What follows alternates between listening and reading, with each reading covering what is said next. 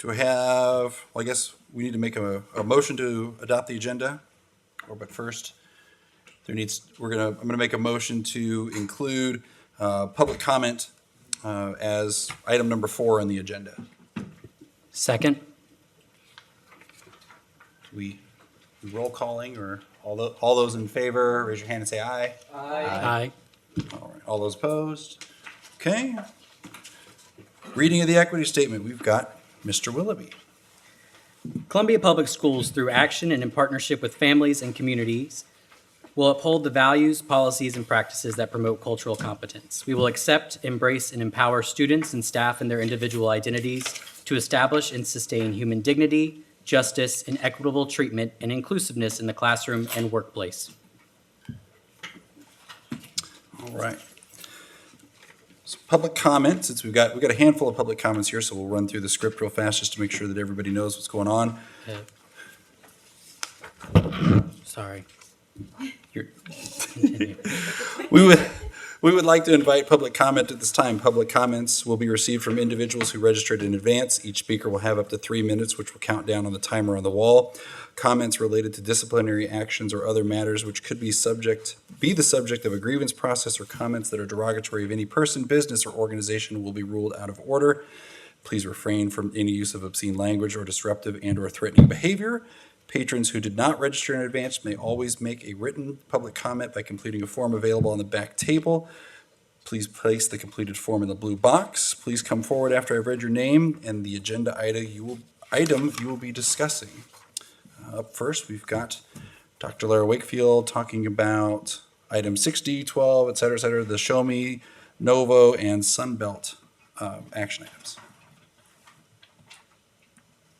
Hello, my name is Dr. Laura Wakefield, and I'm an advocate who works with families who have children with disabilities, navigate the right. The button. Oh, now you're on. There we go. Is it working? You're good now. Okay. Ready?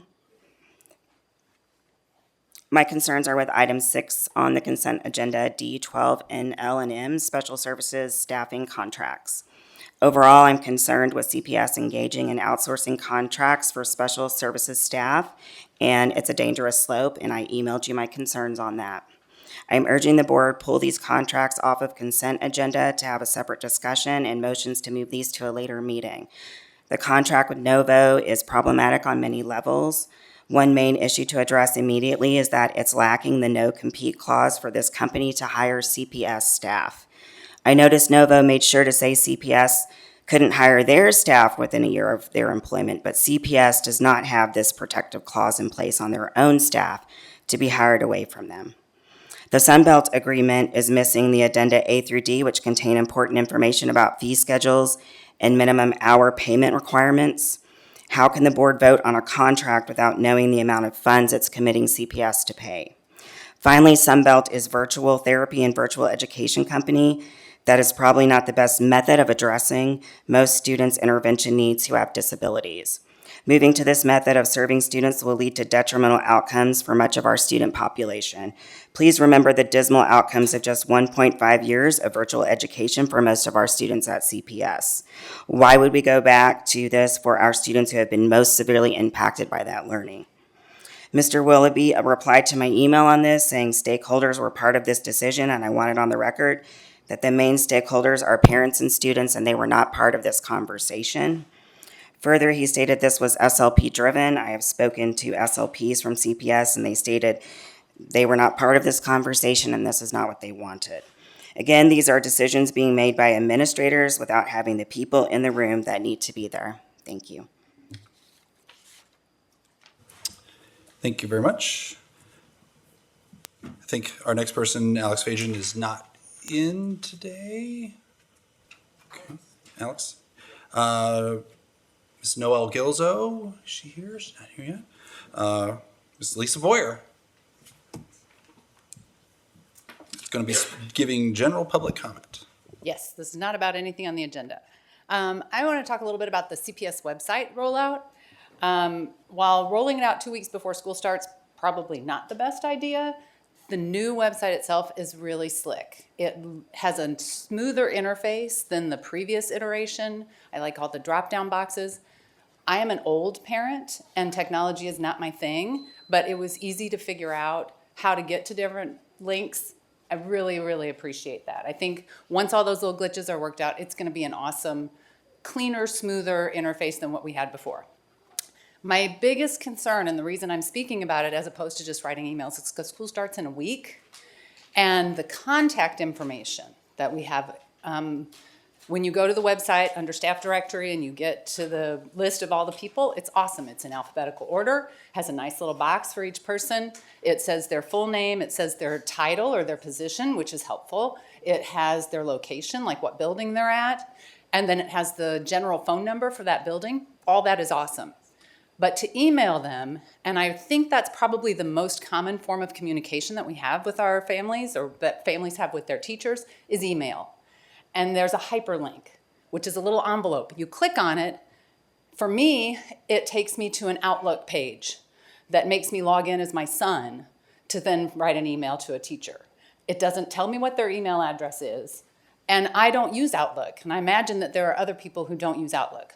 I am not tech savvy enough to figure out how to get off of that screen and figure out how to make that hyperlink take me to Gmail, which is my Gmail client, and figure out how to find the email address to send it to the teacher I want to send it to. Additionally, I think it might be a nice little shortcut to be able to give people immediate access to an email, but I typically send emails to multiple teachers at a time. So if you're going to take me to a screen that's going to open an email, each individual one for a teacher, I think you would be better served to provide, maybe keep the hyperlink there with the envelope, but then also include the email address itself so that those of us who need to copy and paste the email to use our particular email server or client can then use the email addresses that we need to use. So that's my only suggestion. And since school starts in a week, and I imagine people are going to want to get in touch with their teachers, it'd be nice to have access to those email addresses prior to the start of school.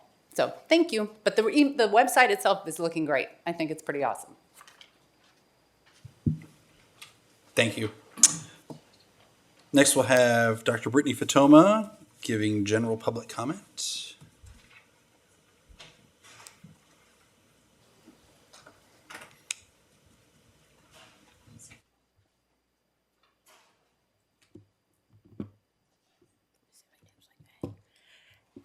Good evening, everyone.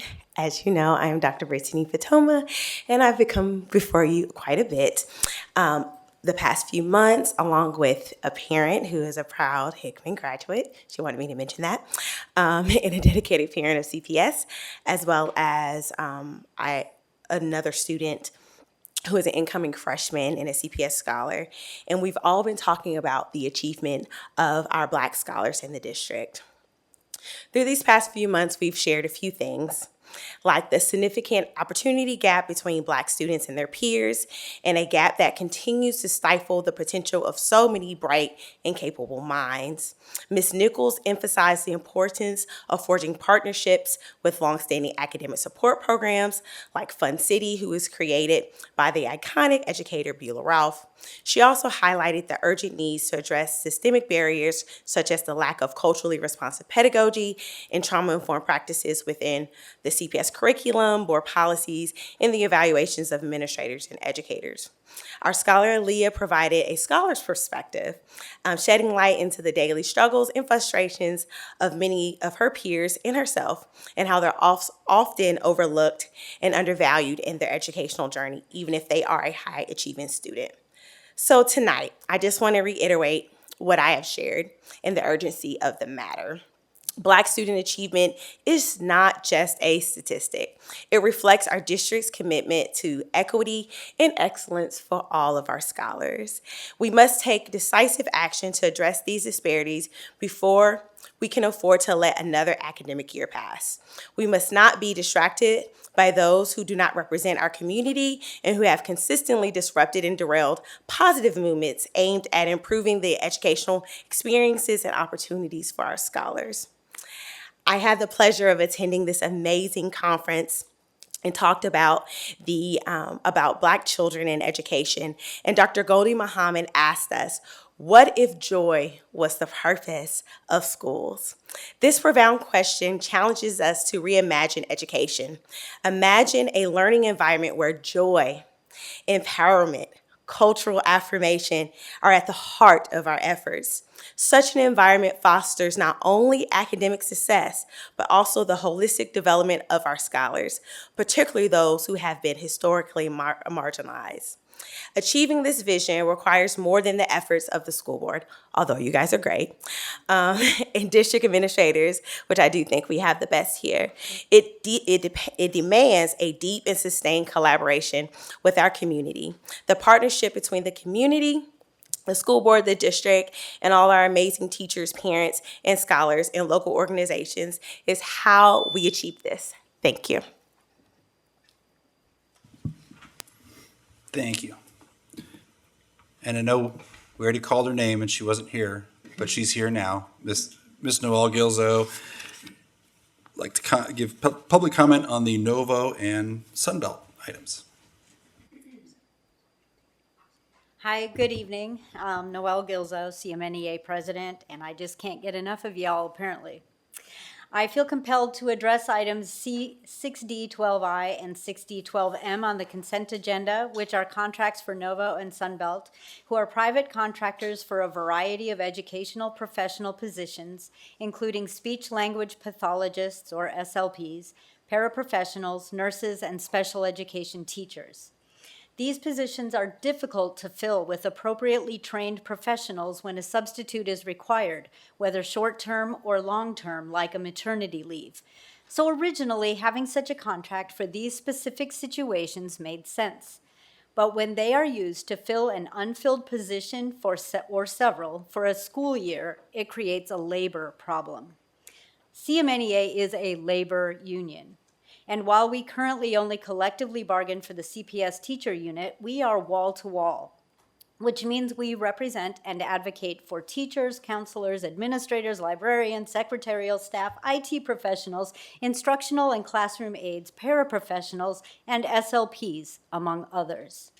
When outsourced individuals come into a position alongside CPS employees, but are not accountable to the building principal, are not expected to complete extra duties like attending after-school IEPs or faculty meetings, but are earning more than double what the CPS employees are for the same work, and often with much less school experience, it creates resentment and damages school culture.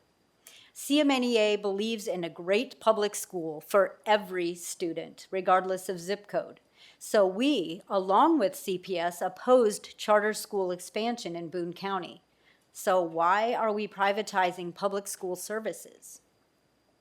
I ask that these items be removed from the consent agenda for separate consideration, not only for the labor concerns I have mentioned, but also because, one, while the Novo contract has a no poaching clause for preventing CPS from employing one of their people for at least a year following the end of their service, there isn't a similar clause to protect CPS from poaching.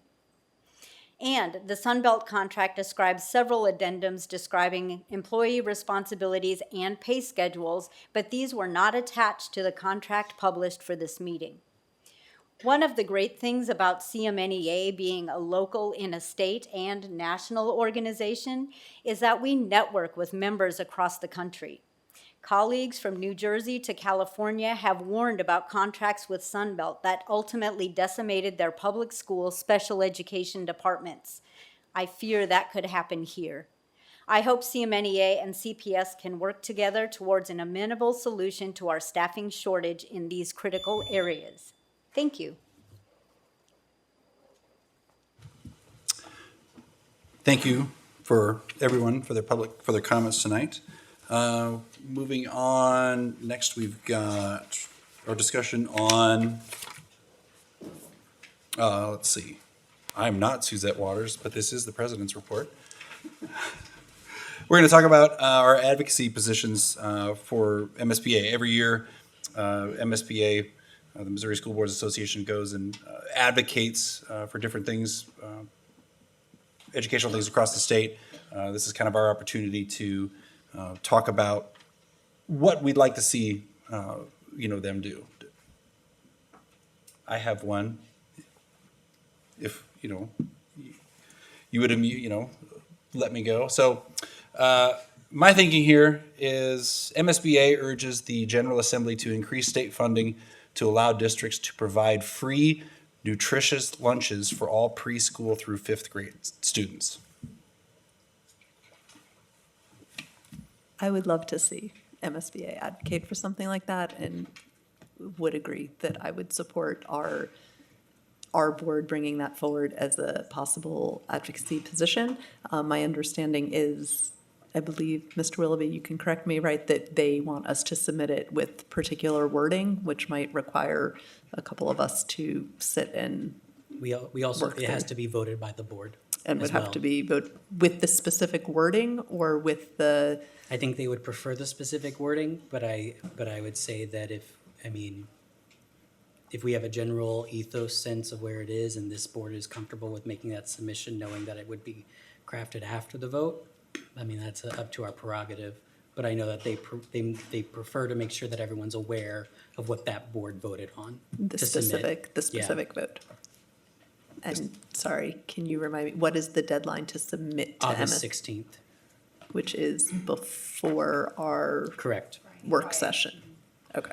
For what it's worth, I did get onto MSBA's website and did effectively copy and paste this from another one that was very, very similar and changed the wording to, it was another one where we were increasing the state funding to allow districts to X, and I put in provide free nutritious lunches for all preschool through fifth grade students. So it was close, but And by another one, Vice President Lyman, are you meaning another advocacy position that was posted in the past? yeah. Or- So okay. one of their current advocacy positions that was on their list online of ones that they had done in the past. So just use that exact same sort of verbiage and terminology to add in.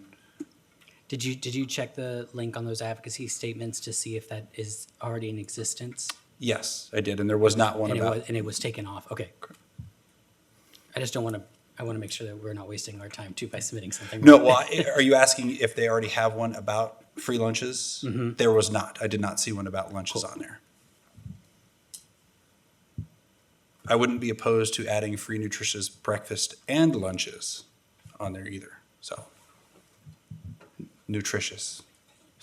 President Waters wanted me to make it clear that we were wanting nutritious lunches, so. So I just trying to, are we thinking about voting on something that you're going to put forward, or how does that work, Blake? Yes? We need Okay. to. It has to be, they need documentation that it was approved by the board to be submitted as an advocacy amendment. Okay, thank you. Yeah. So I will then make a motion for the board to approve sending an advocacy position to MSBA for, consideration that says that MSBA urges the General Assembly to increase state funding to allow districts to provide free nutritious breakfasts and lunches for all preschool through fifth grade students. Second.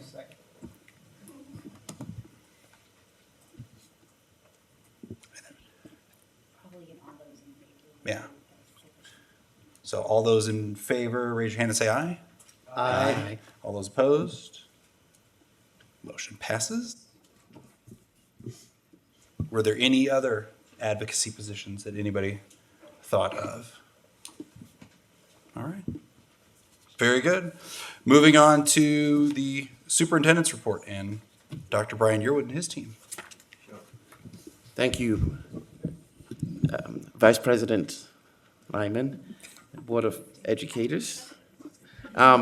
We have here, administration will present again the program evaluation for Title I programs. And we'll ask Dr. Klein, this is in accordance with board policy IM. Dr. Klein, if you'd please come up. Thank you. Yes, sir. So as Dr. Yearwood says, in accordance with policy IM, we evaluate each and every one of our district programs. And so that program evaluation is now going to be a part of a regular feature of board meetings, and this is the first of those for Title I. And so you'll be hearing from program directors as our months proceed throughout this year and in the years to come, with each program, except for a couple exceptions, but other than that, each program is reporting on their program evaluation every other year. So with that, I will have a presenting, turn the time over to Ms. Adams and Dr. Kane.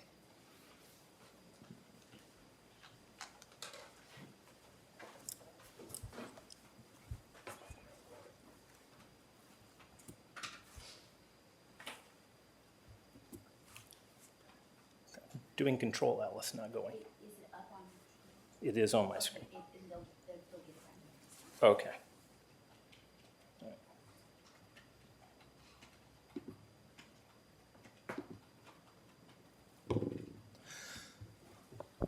Well, good evening, everyone.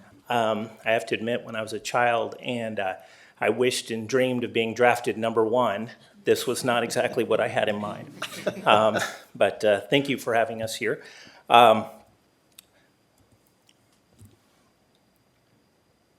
This is not it. Okay. Go ahead and close out and minimize it. Just minimize it. Okay. And then yours should be on your summary. Is that just CSIP? There you go. There. Control L should get you there. All right. Okay. I think we've got it now. Sorry about that. I'm the Director of Federal Programs, and I work with Dr. Adams in managing our Title I program along with several other programs. And so the main goals of our Title I program is to improve the academic achievement of those that are disadvantaged and incorporate federally funded programs into our qualifying schools to provide additional support for our scholars. As part of that, we need to keep in mind that Title I can only be supplementary, and so it can't replace what we normally do for our schools. So if you have a math teacher, you can't just say, oh, we'll just add a math teacher via Title I. It has to be in addition to, it has to be extra. And so that is something that we very much have to be cognizant of, as well as the fact that there are numerous federal regulations that we have to make sure that we're in compliance with the use of our funds. So there's a lot of restrictions on what we can and can't do. So related to that, the breakdown of those goals, we provide training to our teachers to improve instructional skills and knowledge. That may be sending them to various conferences or bringing in speakers, things of that nature, or things that are local. Provide necessary resources to meet program goals. In other words, we provide a variety of different supplies, things that they may need to make their impact in the classroom more successful. To increase parent involvement in their scholars' academic achievement. The partnership between parents is huge and our children being successful. And so in these schools that are more disadvantaged, we use funds to help support that and increase that. To advance scholars' reading skills to grade level or above. Provide additional staffing to increase the number of students receiving preschool instruction, and provide instructional programming for scholars needing additional support. So at-risk, things of that nature, direct reading instruction for those who are most needing. So our current Title I served schools, as you can see them listed here, and they're listed by economic deprivation rate. And so that's taken in consideration your free and reduced lunch rate, plus our direct certifications, which is also for those schools that are what they call CEP. There's a formula that we use, or the state uses, and so that impacts this. And so, as you can see, of our 10 schools, they are a 60% or higher in regards to our economic deprivation. We are required by those federal regulations in order to adjust our funding support based on the level of their deprivation and the amount of students they have. So the higher the economic deprivation, the more support they can get. But then if a school has only 200 kids and they're really high, but another one has 500, they may have more support. Progress towards goals. We provide 100% of our preschool students receive parent involvement funding through our Title I-A program, and specifically 18% are taught directly by preschool teachers with preschool aides that are supported via Title I funds. Regarding reading, as you can see here from our 9 Title I elementary schools, when you look at 2022 to 23 and the 23-24 comparison iReady data, specifically to reading, you can see that 8 out of our 9 schools all showed significant improvement from one year to the next in reading. This next chart here, basically it shows the amount of kids in each of those buildings that's receiving direct reading intervention. And so those students are tested, they're identified, and they work directly with those students in working towards getting them on grade level and providing support from that point on.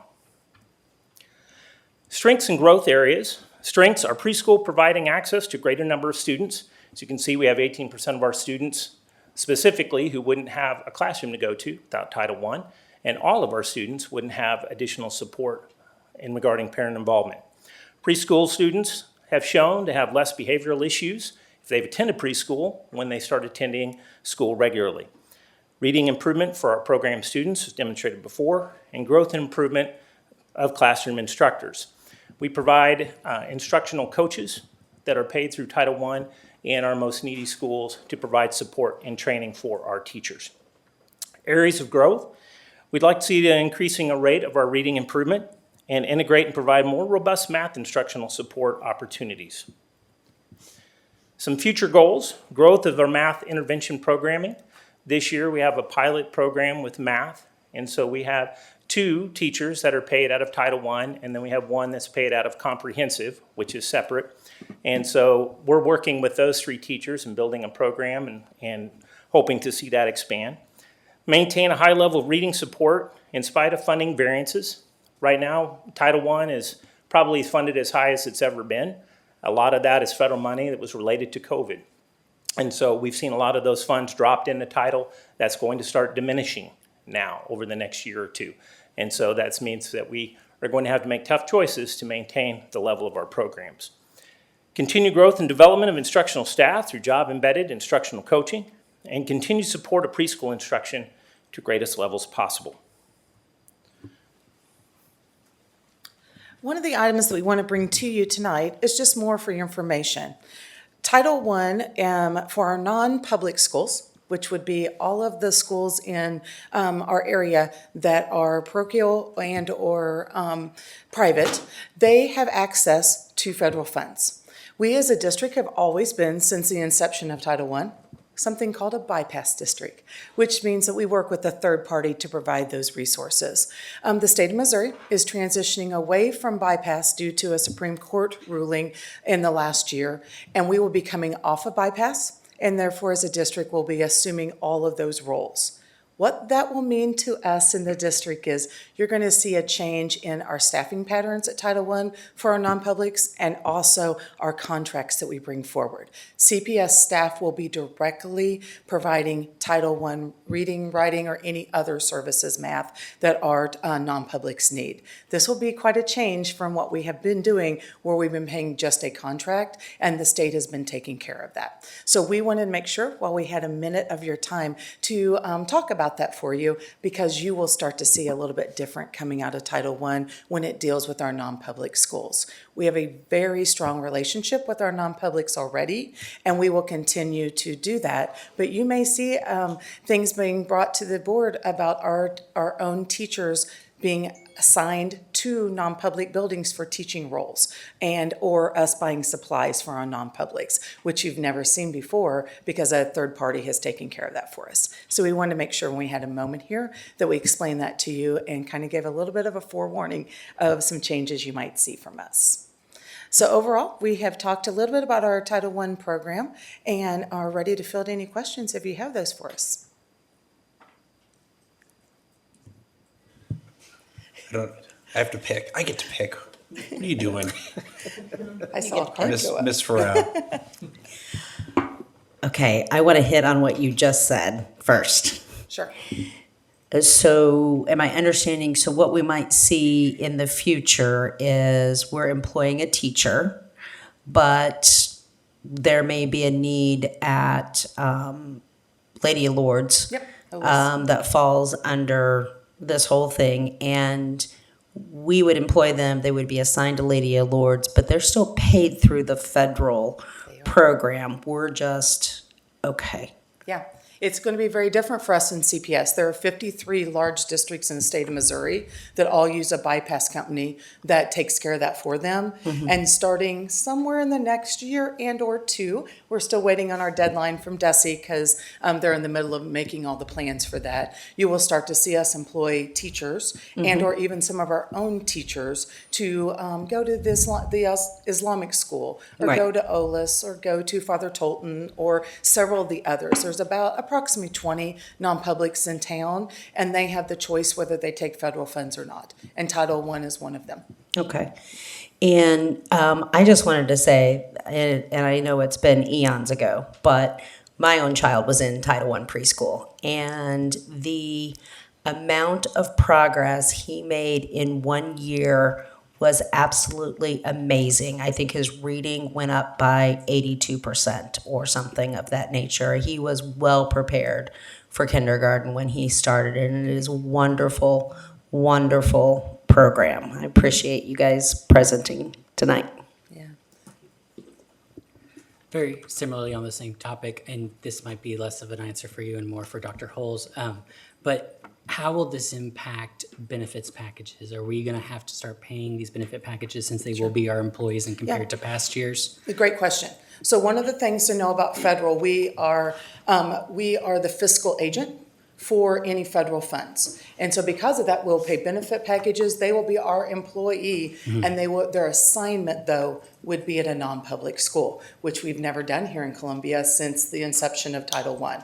But yes, you're right. They'll be same benefit package. They will be our teacher, same salary scale, all of that. It'll look just like that, except their assignments might be quite odd. We send through a request for a teacher at OLIS, and you're thinking, what in the world are they doing? And that's what we're doing now, is providing the services that are needed at our non-publics. Okay. In that answer, that means we're going to be spending more money than what we have been, correct?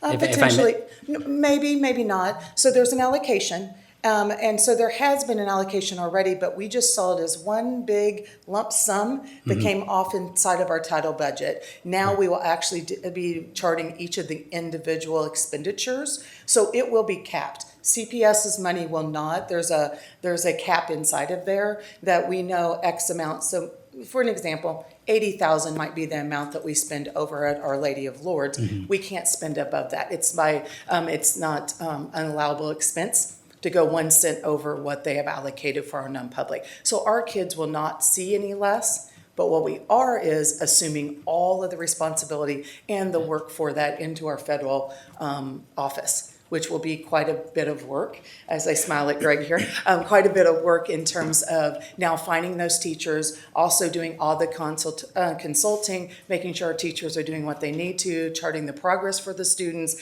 having all of those things, and a third party has been doing all of that for us. Can I ask one more follow-up question? I'm so sorry, y'all. Would that mean that potentially we might be looking at people having like 0.7 FTE at all at OLIS, and then we would have to cover the rest of the FTE? What would end up happening is we could have for instance, hypothetically, a Title I reading or a Title I math teacher that spends an hour at OLIS, then transitions to one of our Title I buildings. Okay. Or it could be a part-time teacher that we only hire for that. So we might have a retired teacher or a teacher that, an OLIS teacher that's only part-time, and we pick up the remainder of theirs, or some other school. So it really will be whatever inside of our consultation meetings that building needs. So it could be reading teachers, math teachers, at-risk teachers, tutoring. It could be a wide variety of things or contracts for us to do. Okay, thank you. I know there's a lot of questions. I appreciate it. No, and we really don't know until we get into it exactly everything that we might be able to do. Okay. If I can get my microphone on. Thank you. One, I want to say I had some questions about this other stuff, but I think they generally have covered it, so we'll leave it for when it comes up again. But appreciate the heads up from both of you, and appreciate all the information on the progress. Really excited that the majority of our schools saw an increase, and I wanted to ask specifically about our one school that did not increase, because when we look at also the numbers that receive direct intervention, percentage-wise, it's significantly lower. It's under 20%. All the others are above 20%, and a lot of them closer to 30%. And so wondering what you all are able to do, or how you are working with those schools to get some more direct interventions. The plus is obviously we see the evidence that that direct intervention works. How do we get that to that school and to those students that really need it? Yeah, so we've been brainstorming ways of really looking at what the interventions are, how we do that, maybe some push-in models, and really working on what the model might be inside of our different buildings. And so that's part of the data we look at all the time about what we see as successes and maybe areas for growth, and for us to really push that and make sure that our staff are comfortable. So in our reading programs, they push in sometimes, they have small groups, they even do some individual pieces. And so really making sure we have a nice balance depending on what the kids need, because every year it may not be the same of what the kids need. And what about in terms of identifying the students that need it? Because what we're seeing from the numbers that you just presented is it's really a question of like actually the actual numbers of students, or like the percentage, and by percentage too, not just raw numbers, since they all have different, total populations in the school. So what is being done to sort of identify the students themselves that need those interventions to make sure everyone is getting the help that they need? It's a great question. We are very thankful for iReady. iReady has been a predicting tool for us over the last couple of years. We also, as a reading teacher, have been using a DRA that other people in the district don't, to try to triangulate our data and make sure we have really solid data on kids to get the right kids in the right intervention as quickly as we can. So I'll give you an example. This fall, we're already using last spring's data to start with our kiddos in reading groups from almost the beginning of school, maybe week 2 of school in our reading groups, while we're collecting further data, and then we will adjust those groups. So we're really trying not to start and have to reduplicate everything. If we have data on kids, we're using it from day one. Yeah, and we are very thankful for iReady to be able to do that, because it is an excellent prediction tool for us. Okay, my question is very simple. Will the third party be responsible for the tracking and providing the data? Okay. Okay. Will the third party be responsible for tracking that data when the funds come through and the teachers and they go to other places? The third-party company, as long as they're in place, will. But DESE is going to pull that contract will be pulled away somewhere over the next 18 to 24 months, and it will be our responsibility. So until then, they are in place, and then we'll be making our own plans internally of how to assume all of those roles and responsibilities in-house. Okay, And I'm thank you. I'm smiling over Dr. Kane, because that will be his offices of really trying to figure that out. But yes, the third party is Yes. still in place Okay. for this school year. Thanks. This is not, you guys certainly didn't make this decision, I'm sure, but what was the rationale behind, not having this third party anymore? So there Being that it seems like it puts a lot more work on the individual public school district to have to now do this. Yeah. So there was a lawsuit in Virginia in the last couple years that went all the way to Supreme Court. There was no change in the law. There's been a change in the interpretation of the law. So the Supreme Court in the last 6 to 8 months has ruled that bypass is not constitutional for non-public schools.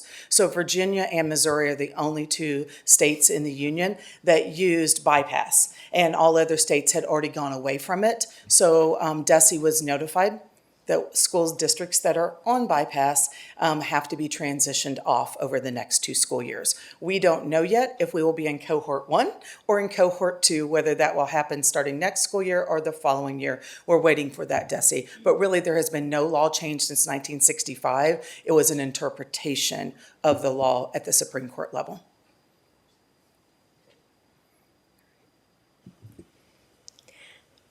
I want to go back to what Jean was talking about. So at our one school, we've identified 19.8% of the students to get interventions. And you were talking about the wonderful tool of iReady.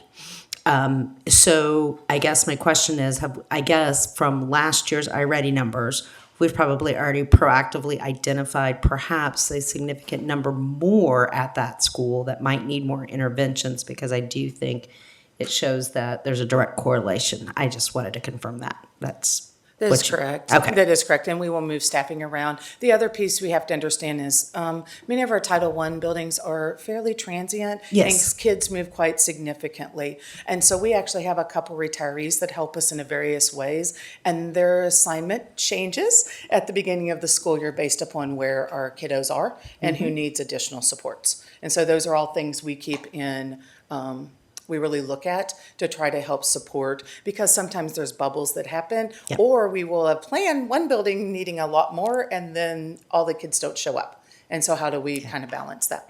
Okay, thank you.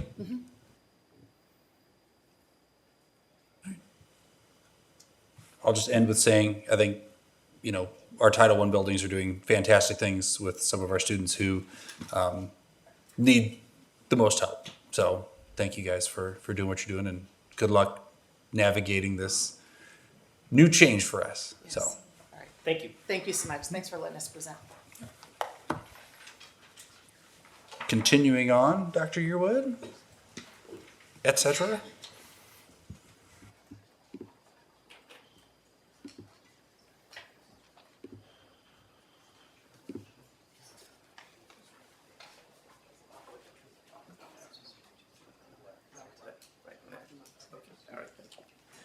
Okay.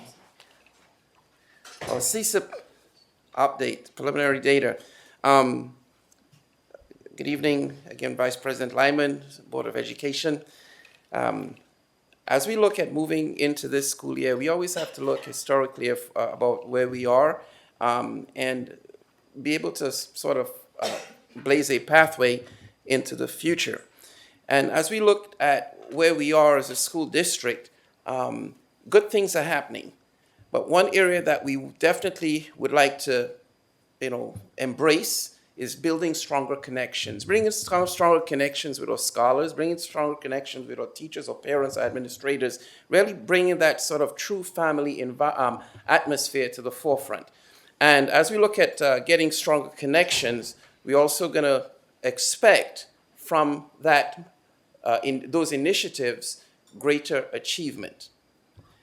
Want to always bring us back to our CSIP vision of being the best in the state. We truly believe that we can be. Our mission by providing an excellent education for all scholars, we hear that all the time, that things are moving in the right direction, that we're getting stronger and stronger. And of course, looking at the values as an organization that we say we're going to hold true to. Trust. How can we build trust? Integrity. How can we ensure that there's a level of integrity that occurs within our organization? Collaboration, transparency, all of these, empathy. And of course, the last one, grace. Being able to be vulnerable and being able to allow for grace within our school district.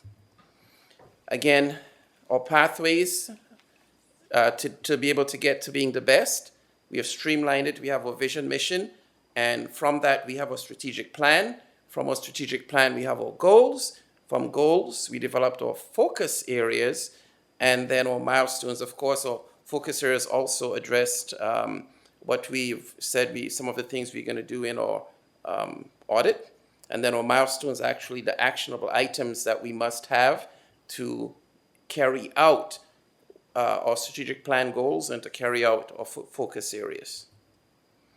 Our focus areas for this coming year, 3 are from last year. We've added 1, establishing a positive relationships with scholars. In other words, how can we motivate our scholars? I think, Mr. Lyman, you said it very nicely earlier on. If we can get our scholars to want to be there, want to learn, want to be in school, if we can get that motivation going, then the achievement will become evident. So again, looking at positive relationships with scholars, there's more to come with that. Of course, we'll continue to create high expectations for all scholars. We're working on improving our core instruction, and of course, our instructional framework is now in place. Now we're doing continuous rollouts with that. In other words, what are we teaching, how are we teaching, things like that. But all of these, again, contribute to our ultimate goal of becoming the best in the state. So at this point in time, I will turn it over to Dr. Klein, our Chief Academic Officer. Dr. Klein. So I think what we have to share with you tonight, I truly believe is exciting news. And not exciting because we're done, we've accomplished everything we want to, we've hit the scores we ultimately want to, we've got the achievement we ultimately want to, but because we've made significant progress, meaningful progress. Anytime you have a goal that you're working really hard for and you care about, the one thing you want to see early on in that process is some feedback that says you're going in the right direction, you're doing things that help you get where you want to be, those early wins. And so I think the data that we're going to share tonight is filled with early wins, plenty of opportunities for us to continue to grow, plenty of areas for us to focus on, but some early wins. So preliminary data for MAP. So we do not yet we're not yet able to share final MAP data. That will come soon. We're kind of starting the season where we'll be sharing MAP data in doses. But we've got preliminary MAP data we can share with you, and we've also got iReady data to remind you a little bit about from the spring of this past year. And then we also have sort of a sneak peek into an preliminary estimate of what our APR results this year may look like. And for that presentation, we have Dr. Wilson. Thank you, Dr. Klein. So as you recall, our third CSIP goal, 3.1, the percent of scholars who are proficient or advanced on the MAP will increase by 3% each year in communication arts and mathematics starting this last school year. So I'm going to start us off with just a little bit of review, which is convenient since it's the beginning of the school year, and that's usually what we do, right? So these first two slides you guys saw at the June board retreat. So these are how we ended the year in iReady. So this first slide takes a look at K2, and you can see that in reading, we ended at 69% who were on grade level, not proficient. Remember, K2 measures differently than 3 through 8, but on grade level, 69% in reading and 60% in math on grade level. And both of those were increases over the prior year's cohorts of K2 students. Now, grades 3 through 8, remember this one looks at proficiency rates, and these are as measured by iReady, and iReady is a good predictor of the MAP results that we will get in the spring. Usually iReady comes out about 2 to 3% within range of where we end up on the final results for MAP, and that's pretty consistent this year. As you probably remember, we had what we thought was going to be a 3% increase in reading and a 1% increase in math, knowing that there's going to be some variability on that, but we were pleased to see that we were on track to increase in both areas and that we had met our goal in the reading on the 3%. So let's get into the actual preliminary map. All right, so this first slide that we're looking at with preliminary map has all 4 of the subjects that we look at for map. I'm going to just very quickly highlight government, which is green on the end, simply because there's only one grade level that does government, and that's high school government class, and it's the end of course exam. So there's no breakdown beyond really what you see here, but you can see that we have a positive upward trend over the last 3 years, which is very encouraging. So we're up 1.2% over 2 years ago. It's modest, but it's definitely there. So going back over to the left, we look at ELA, you can see that our preliminary was up by 1.1% over last year. So we didn't make the 3% growth that we thought we were going to on the iReady, but we were still very encouraged that it was still within the range, that it was still up. And what we have seen from the state level on ELA is that it has been relatively stagnant on its growth. And our growth has really just mimicked the state. And I say stagnant not as in it wasn't growing, but the growth has been very small. It's been 1-2% at a time. But our growth has tracked with the states very regularly every year. Okay. With math, however, we were very pleased. Very, very pleased. You see very clearly that we've got a 3.2% increase in math. So we actually got reversed what we thought we were going to get. We thought we were going to get 3% in reading, and we got 3% in math, which we were ecstatic about. And looking at that stair step upwards in math was really encouraging, because we have been closing the gap that we had been behind on the state since COVID. And every year we close the gap a little bit more, and we had a nice big close this year because it looks like we had about a 4% gap from the state last year, and now it's only about a 2% gap. So that's increasing, and we're getting back to state levels. And then science, you can see, also had a nice gain, 1.1% over last year, and has trended upward. The most exciting thing about all of these graphs, which is very unusual, they're all trending upward. That's really, really positive and unusual.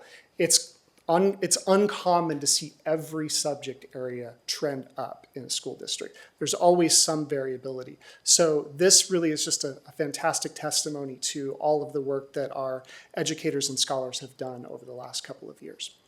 So the next few slides that we're going to look at breaks down ELA and math, and I think science, yes, science as well, into constituent parts. So if you remember, MAP doesn't just mean MAP. It means the grade levels 3 through 8, which is a general test of ELA and mathematics and science.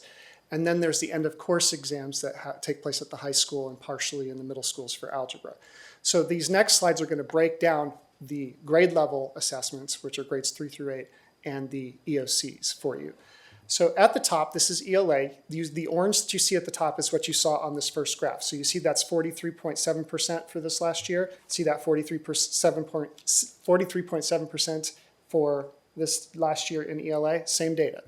Okay, so what you want to look at then is the bottom two graphs where it breaks it out. So in MAP grades 3 through 8, you can see again, we've got that trend upward.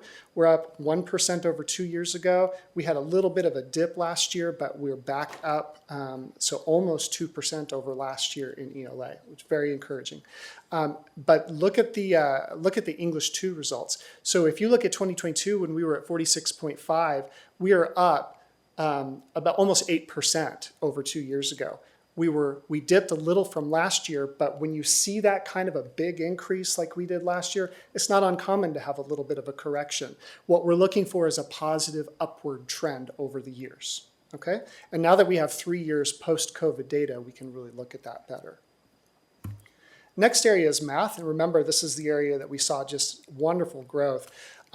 So look at our grades 3 through 8, and you can see that over last year, we were up 2.2%, and up almost 5%, was at about 4.5% over 2 years ago. So our growth in math, we are catching up. We are catching up where we used to be, and we're catching up with the state.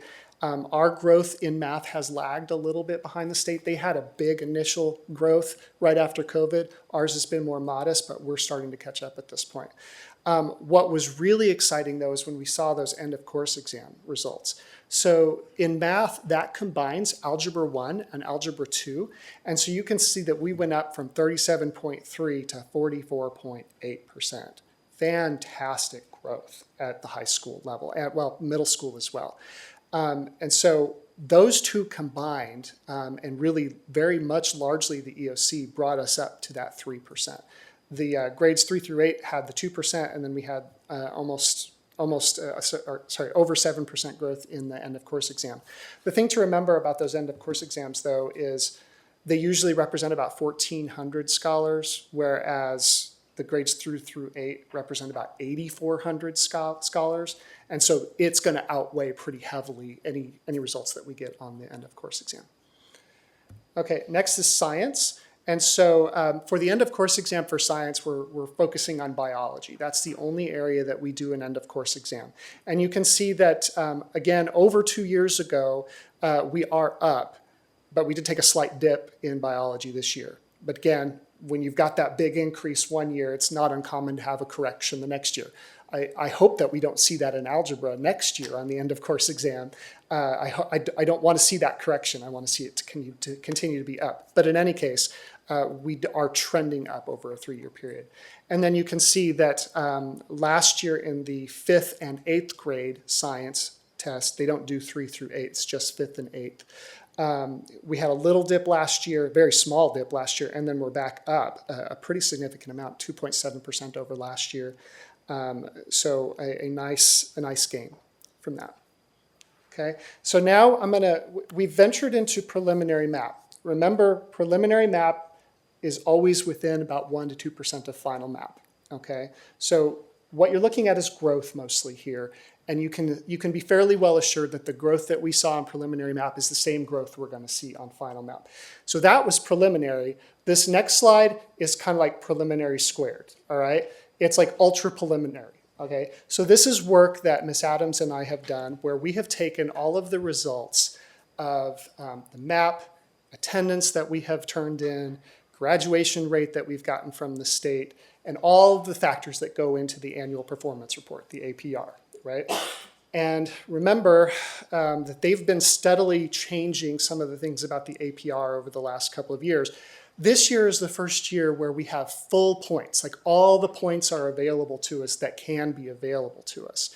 And so it'll be 200 points total, and then they calculate that percentage just like they always have, and then compare it to prior years. So Ms. Adams and I took all of the data that we had for sure, and we plugged it in.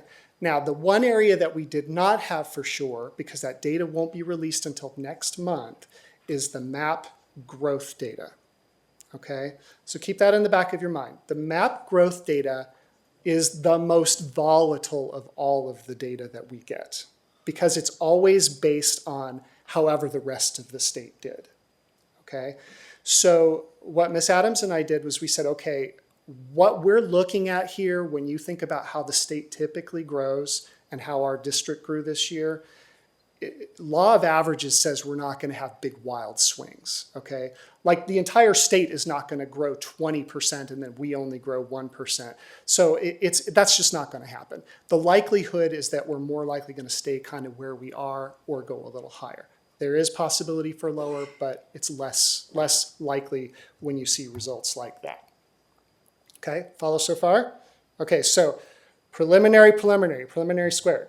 Okay, so APR, what we're looking at is, remember in 2022 was the first year that they released an annual APR and it was at 70%. Last year we had a very, very small bump at 70.1%.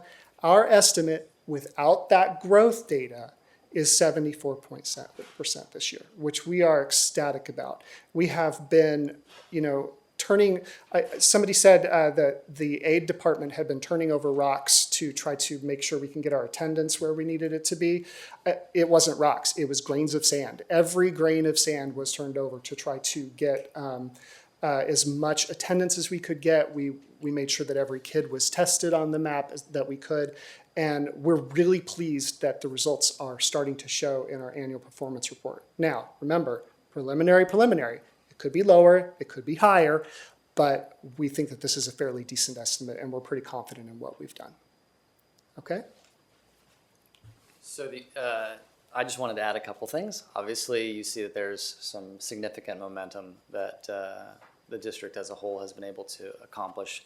There are some things that we continue to need to work on, and one of those areas is our achievement gap. Public comments, it was mentioned earlier that there still is a gap in terms of ensuring that all of our groups of scholars are achieving at the level that they need to be. One positive piece of MAP data that we have, but it's new enough that it didn't make it in the presentation, is we have data indicating that the amount of growth being made by our Black scholars, scholars with IEPs, and scholars eligible for free or reduced price lunch, that growth amount that those groups made this year significantly increased over previous year's amount of growth. So that's a positive early indicator of another positive sign for us to be excited about of the direction that things are going. But I would just say, in summary, when we have the likelihood to see a decent bump in our APR results, and we're seeing trends go in a positive direction, that we're viewing this as a sign that we're doing some things right, but we've got lots more to get done right, and so it's time for us to double down and stay focused on those things that we need to do, like implementing our curriculum and ensuring high expectations and high quality core instruction really are key focus areas. So with that, I guess if there are any questions, we'd be happy to answer.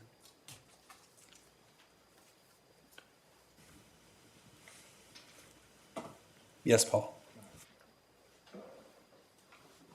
I just have a few questions. I'll just let you have my questions, and then you can go for it. Okay. First, iReady. We now have several years' worth of iReady data and with regard to MAP. I think you touched on this, but how well does it actually correlate between MAP and iReady? I think you said just one sentence about that. Yeah. I'd like to hear a little more about that. And then you said something about the state averages, and I'm not sure if I quite caught that. How are we comparing to what the state averages are? I think you said we're starting to close. What does the preliminary data show there?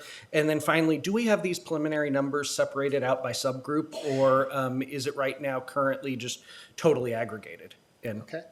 So iReady, yes, it tracks within 2 to 3% of what we get on our final results on the state map test.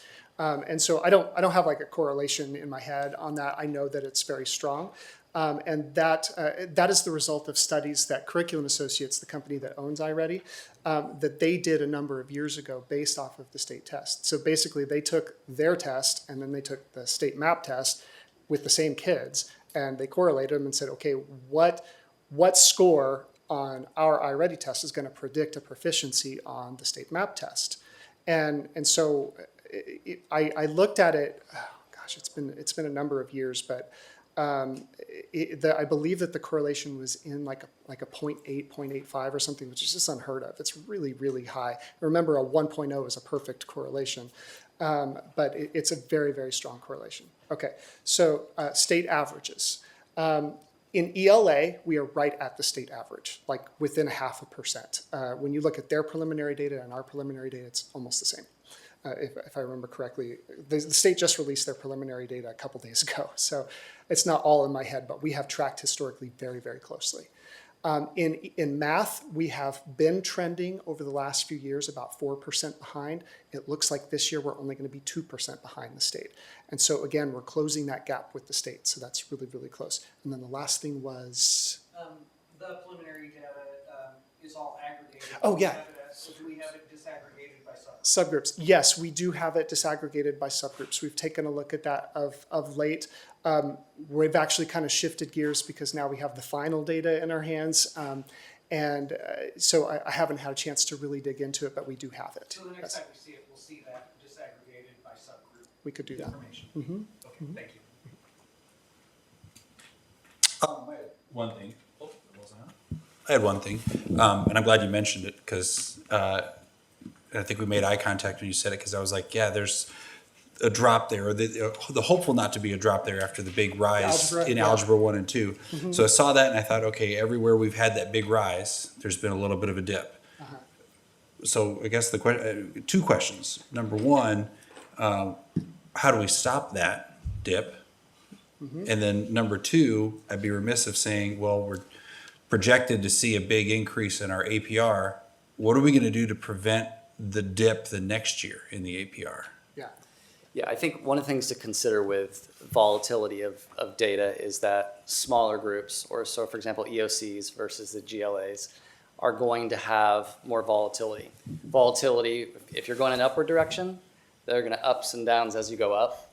And so I'm not sure that we see enough of a dip, if you want to call it there, to think of it as a programmatic dip as much as a cohort to cohort data variation kind of dip. Now, another year's worth of data and other kind of data will let us confirm that. But I don't think, and you may disagree from your view on things, but I don't think we're in a position to say that it's a programmatic dip. Yeah, that makes sense. You're gonna I'd like to take number two. Second question. You're going to have up, and as long as you're going, 3 steps forward and then 1 step back and another 3 steps forward, you're still generally moving in the right direction, which is what the hope is. Right, and I think when it comes to the APR, one of the things that we're going to be doing is not just letting our APR scores sort of come to us. We haven't done that historically, of course, but we're going to look at it not just, okay, mid-70s, that's a good next point. But for us, we're like, our plan is, how do we get to 85? What does that look like? Where are those points going to come to? What's the next milestone? Again, when you're achieving long-term goals, there's always a next milepost to be aiming at. So we'll know kind of where the risks are at in terms of where we could potentially lose points if something were to change, and we'll know other areas where we've got low-hanging fruit where we potentially could get points with a change there as well. So I wouldn't anticipate, I don't know if you feel differently, but I wouldn't anticipate a dip in future years in our APR. And I wanted to add, as you look at the data, the first year was a blur. Right after coming off of COVID, there was a whole lot of stuff. The second year, we really implemented our iReady, and we starting to look at data. And so this past year is really, for the most part, year number 2 of us getting into the data. And I think as our educators and professionals continue to get more comfortable with the data, we will then see, again, things trending in the right direction. But this is really year number 2 with iReady. I would also add, if it's okay if I interrupt, that the executive directors, we have all been meeting regularly with principals one-on-one, to talk to them about their plans, their intervention plans, that you guys discussed with Title I, their plans for incentivizing attendance and all of the things that are important to growing our scholars, but are also important for good reason on our APR, right? And so we're constantly keeping it in everybody's mind. And one of the things I've started saying to the principals is like, you know what, guys, I would really just like to put the final nail in the coffin of COVID and say we're done with that. So let's get our data back to pre-COVID levels. And we are very close to that. In ELA, we've pretty much already reached it, or at least we're close. In math, we've got a little ways to go. Our attendance, we've got quite a ways to go, but it is all doable within the next couple of years. So I would like to just close that book. Okay. Just a couple things.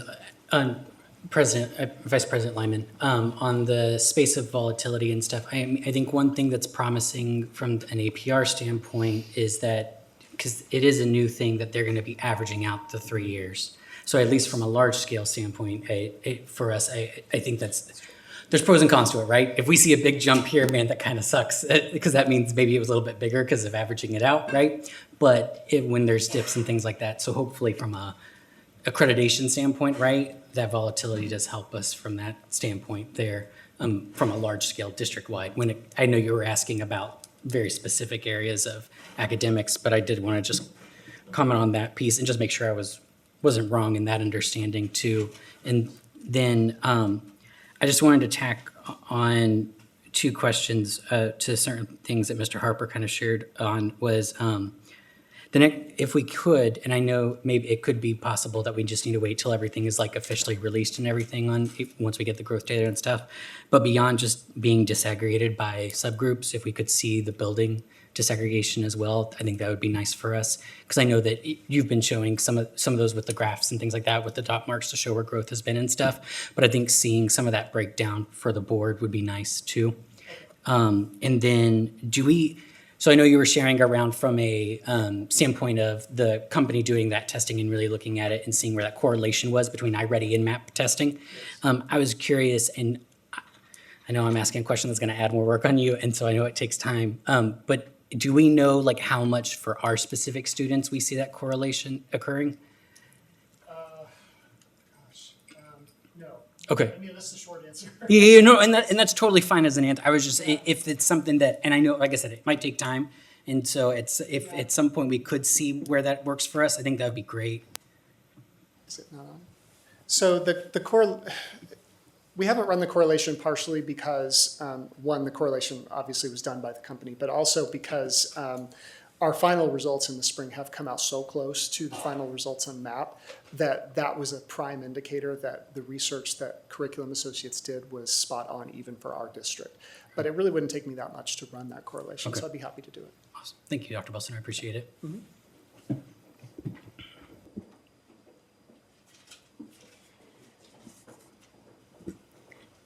All right, if you could scroll back up, because I don't know if I just haven't seen those before or I've just forgotten, but on the iReady data, when we have the breakdown by race, I am not recalling P as in Paul. Pacific Islanders. Have we had that before? Mm-hmm. Okay. I All think right. at one point we may have combined some racial categories that were very small, but they're broken out now. So They're broken out now. Yeah. Okay, so maybe that's that's what it was, because I was picking up on here that in many areas on P, there was a decrease from year to year.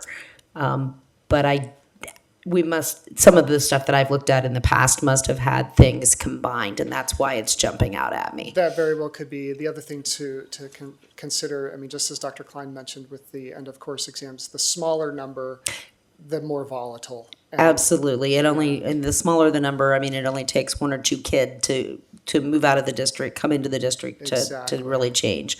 And then Dr. Klein, I think you indicated that you'd gotten some recent numbers that were too recent to get into this report related to our IEP free and reduced lunch and EL students maybe, and that they have increased pretty significantly, or significant in your opinion.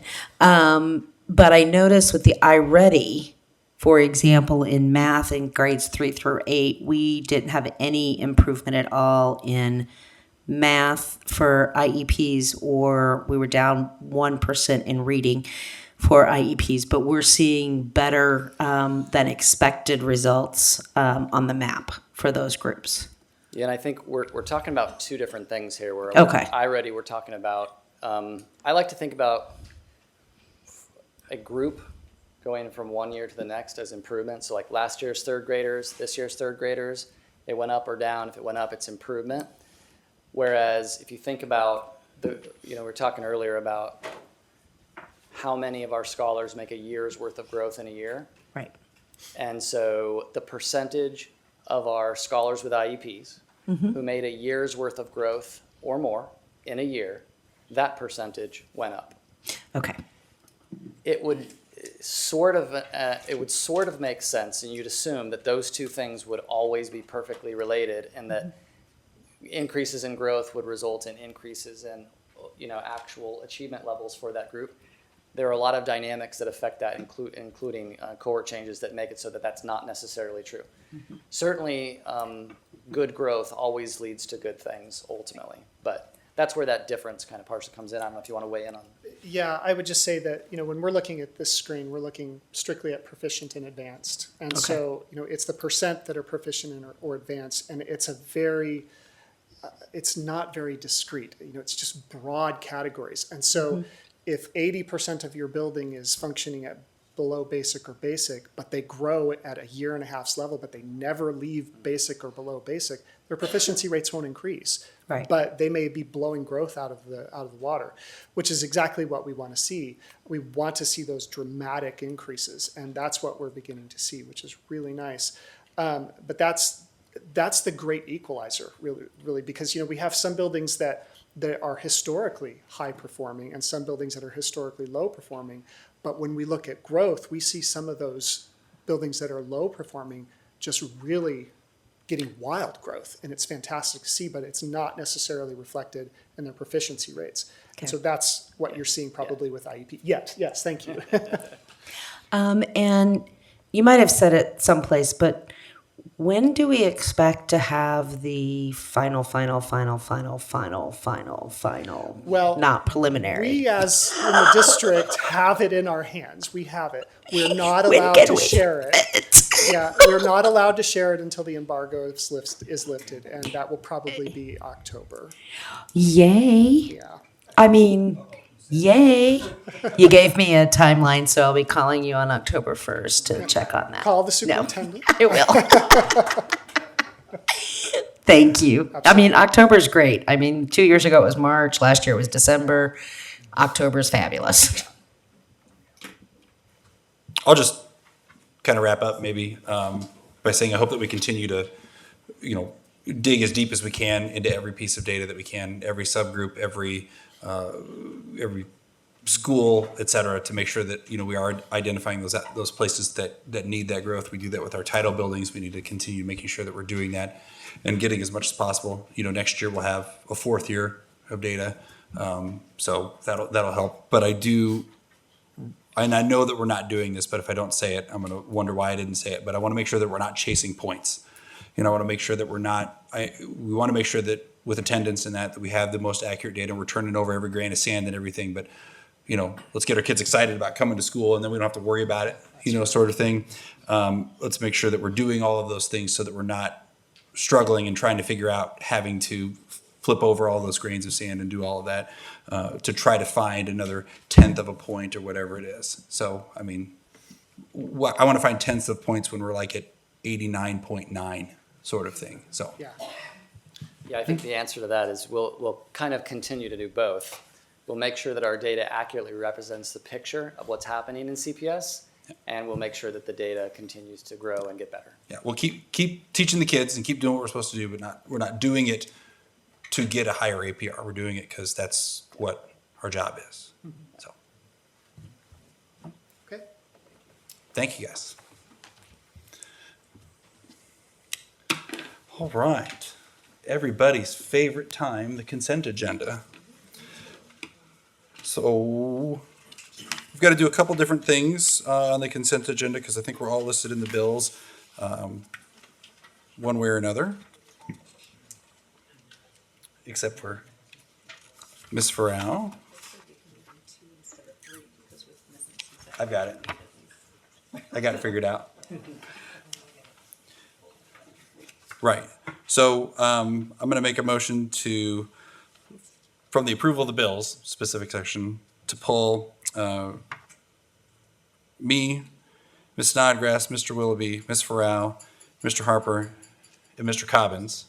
So from our line items in the bills, and then we'll vote on those separately. So that should just leave April and Suzette on the approval of the bills. So that's my motion. Second. Do you think you'll have additional polls that you need to open up for? I do not have any additional polls. Is there anybody else have anything that they would like to pull off of? Yeah, I'll just pull them all at once. I'll just pull it. 6D,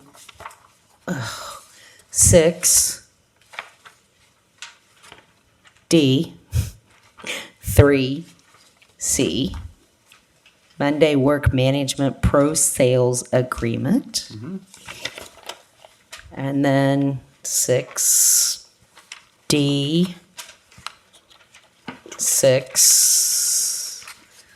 6D, 12, B, I, and M, Blazer Works, Novo Staffing, and Sunbelt. And I think that's all I want to kick around today. Okay. So that was 6D, 3C, 6D, 12B, I, and M. Yes.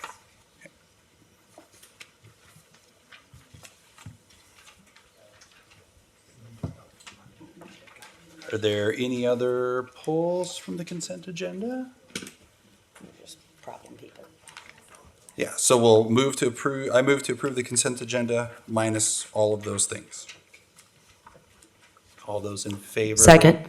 Okay, and then is this a roll call or just yeah? All in favor, raise your hand and say aye. Aye. All opposed? Motion passes. So then let's do a vote so we'll vote to approve the bills for Mr. Cobbins and Mr. Harper. So yeah, I move to approve the approval of the bills for Mr. Harper and Mr. Cobbins. Second. All those in favor, raise your hands and say, or we have this It has to be roll call, so they, roll call since we, so okay. you have to abstain. You have to abstain. Yep, okay. That was John Lemon and Alvin, right? Jean, I'm sorry. Who we read? Alvin? Paul. Oh, sorry. Got it. Okay. Mr. Willoughby, I guess yes. Ms. Rao, Yes. Mr. Cobbins, Abstain. Mr. Harper, I abstain. Mr. Lyman, Yes, Ms. Snodgrass. Yes. and just so everybody knows, we got some reimbursements, and so that's what we're doing. We're just doing that. I move to approve the bills for Mr. Willoughby and Ms. Snodgrass. Second.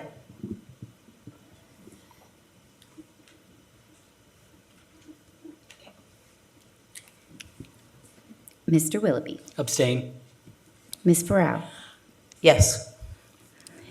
Mr. Cobbins. Yes. Mr. Harper. Yes. Mr. Lyman. Yes. Ms. Snodgrass. Abstain.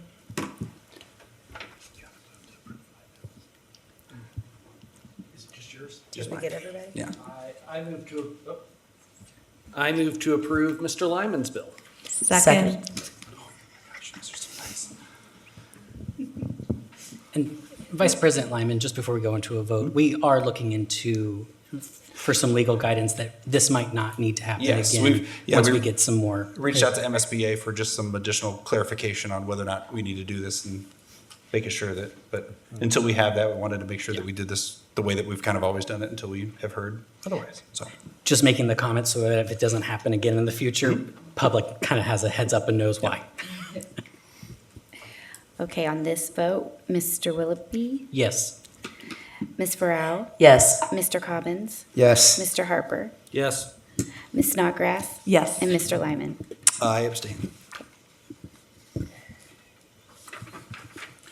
All right, so let's talk about 6D3C, the Monday Work Management Pro Sales Agreement.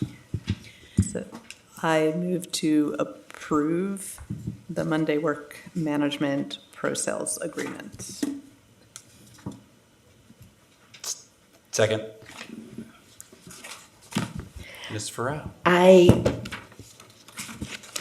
I know that I asked this question, so what happens for the public that doesn't know, when we get the agenda, we have the opportunity to reach out to Dr. Yearwood to seek clarification on some of the items on the agenda, because sometimes we might not just understand some of the wording, or we might just need more clarification. And you did send a pretty good response on what that was. There's also been like 20,000 things that's happened since I read that email. And can you explain to me a little bit, is this going to be something that it's a great project management system, it seems. Is this something that like facilities is going to use, academics is going to use? What's the application of this? Sure. And Dr. Klein, please feel free to come up and join me as we look into this, as we answer this. The application is to address our CSIP and our audit findings. We have a great strategic plan, but historically strategic plans sit on the shelf. Yeah. There's no action. With the Monday management system, we're able to streamline what needs to happen by when, and be able to ensure that we're monitoring each step of the way about how we're addressing the CSIP and the audit findings, so that we can improve, we can ensure that we are addressing it with fidelity, so that we can improve what we're doing. So Dr. Klein, you want to join me on that? Yeah. Yeah, so this contract is the one that the aid department, Dr. Wilson's department, uses to manage a variety of different projects. We also have access to Monday.com for the use that Dr. Year was talking about, tracking and monitoring progress related to our CSIP and milestones. And so Monday.com is a potential tool that we could potentially, depending on how it's effective in those arenas, continue to expand our usage to other areas as well. Oh, okay. Thank you. Would this be somewhat similar to how, I don't remember if it was this last year or the previous year, as we were doing the superintendent evaluation, how you had like some of those like smaller like milestones attached to like a larger milestone? Is that sort of how y'all are thinking about looking at this usage? We're looking at it, right, task specific. We want to make sure that, again, if, for example, we have a goal of 3%, how are we monitoring that, who's doing that? And, making sure that that individual they're putting things in a timely manner, not at the end of the year or just haphazardly throwing things in. So yes, it is a part of that monitoring system because, as you know, everything revolves around that CSIP to be the best. And this is one way that we can streamline it to be the best. In the past, we didn't. And be honest, we had a great CSIP plan. It was phenomenal. But who measured what? There was none. And now we're able to do that. I appreciate it. Just having that comparison helps think about like the usage. Yes. So thank you. Yes.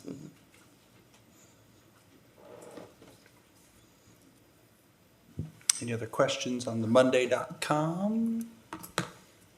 Okay. Okay, Mr. Willoughby, Yes. Ms. Farrow, Yes. Mr. Cobbins, Yes. Mr. Harper, Yes. Ms. Snodgrass, Yes. and Mr. Lyman. Yes.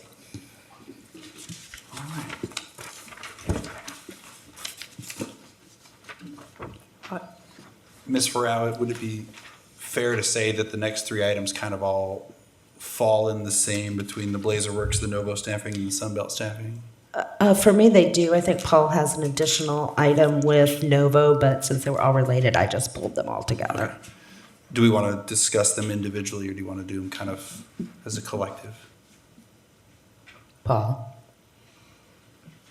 I do have a couple questions about Novo staffing that I did send this morning after reviewing some things last night to Dr. Yearwood, but I don't think we had a chance to get my questions answered, so I certainly want to discuss that separately. Okay, let's do Blazer Works first then. Okay, well, for my two, Blazerworks and Sunbelt, and to a certain extent, Novo staffing, I think my question does surround. Oh, sorry. Make a motion to approve the Blazer Works service agreement and the Sunbelt staffing client services agreement. Second.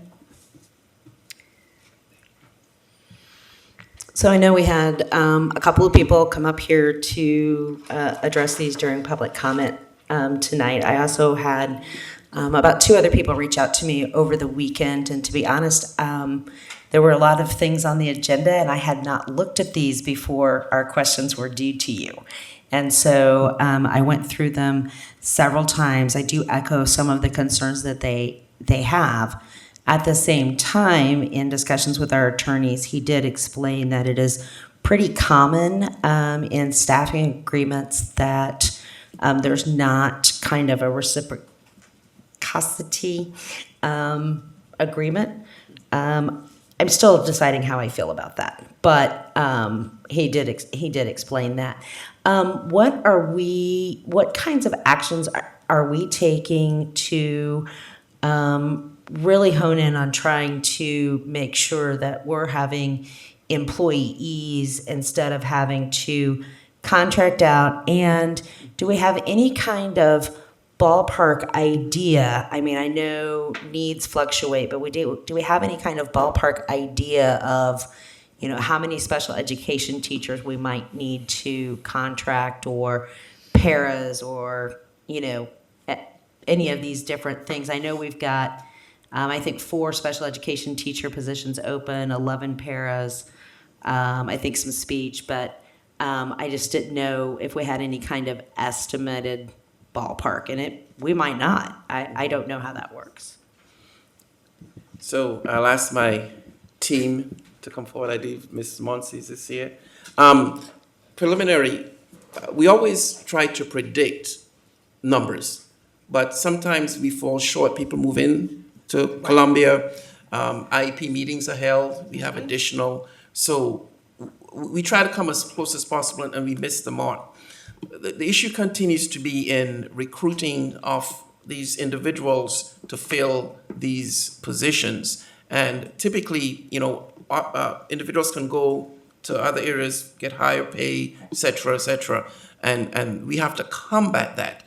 But one thing that we never want to do is to begin the year understaffed, because we want to ensure that our special needs scholars have what they need to be successful. And sometimes we have to take extra steps to ensure we bring in professionals, although temporary, to fill, while at the same time looking at our recruitment efforts to to bring those in. And we're not alone. There are districts out there that are 10 times worse, as I visit my superintendent colleagues. But let me turn it over to Mrs. Monsees and Dr. Klein as well. I'm sorry. Yeah. So first, I'll just, what you were asking about, what we're doing. And so, Dr. Yearwood did share that recruitment is always on our minds. So we are reaching out to our student teachers. We're going to universities and colleges. We are talking about the benefits of working in a school system.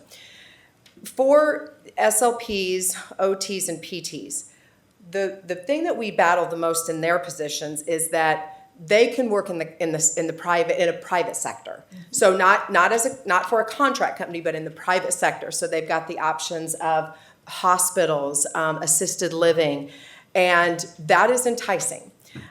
We had my coordinator for over SLPs. She interviewed 4 different great candidates, all very qualified. They were finishing their student teaching or their licensure, and all 4 of them declined the position because of salary. It was because, and so part of what we are doing is that we are looking at how can we compensate, but again that is not the complete answer. But we did have 4 that did decline, and it is because they are able to work in the private sector. And we talk about the benefits of working in the public school system. We talk about the paying into retirement. We talk about having the same schedule potentially as your students if you have children. So we talk about those are some of our recruitment tools. So not only is our coordinator over SLPs working very hard, but with our OTs and PTs, they collaborate a lot just because there's a very different, there's a different competitor that we have for those therapists. So those are some of the things that we're doing. Our need right now is we are down 1 SLP, and we need 1 SLP. We are down 1 school psychologist. Unfortunately, we lost two school psychs that were employed with CPS to contracting companies because they can work from home, and so they can work virtually. I have had the companies that, as we have started to look into this, they have encouraged us to look into virtual services, and that is something that we are steadfast is that we are not going to do. We know that it needs to be in-person services. We are not going to have school psychs that are doing virtual testing. We're not going to provide services virtually. We are steadfast in that it will be in person. So 1 SLP, 1 school psych, and then we are still down. We actually, after tomorrow, if an offer is made, then we will be down to 3 learning specialists. Yes, so total would be about 6 or 7 for the school year. Yeah, thank you. And is it possible, so would we keep those jobs open, and if we fill one of the positions with someone from one of these firms, and then subsequently find someone who is perfect for the job and they want to take the job, then we would no longer need those services? Or do we have to contract with that company for that person for like the whole year? So they are different. So we do have just some individuals that have contracts, just SLPs that have kind of written up their own contract. Right. So really it depends upon the contract, but most of them do have that we have a 30-day. I'm going to be honest, I don't know exactly for With all which of them. which ones are which? Yeah. Yeah. The Sunbelt contract, doesn't that one have a lot of things in there having to do with virtual, or is that written? I read it like 3 times, and or is that written in a way that if we would choose to use virtual, then XYZ is going to happen? Correct. And so I don't know that that's a decision that the board makes if we decide to go, virtual that way. I mean, how, I'm just thinking out loud, how does that work? At some point, you might just say, oh, we need to go virtual, or somebody in administration, I guess. I don't know. I would not. I would not. I've had several. Yeah. So I would not say that is something. And honestly, I've had probably over the course of the last 3 weeks, I've had companies saying, here's someone. I say, okay, and I'll look at the information.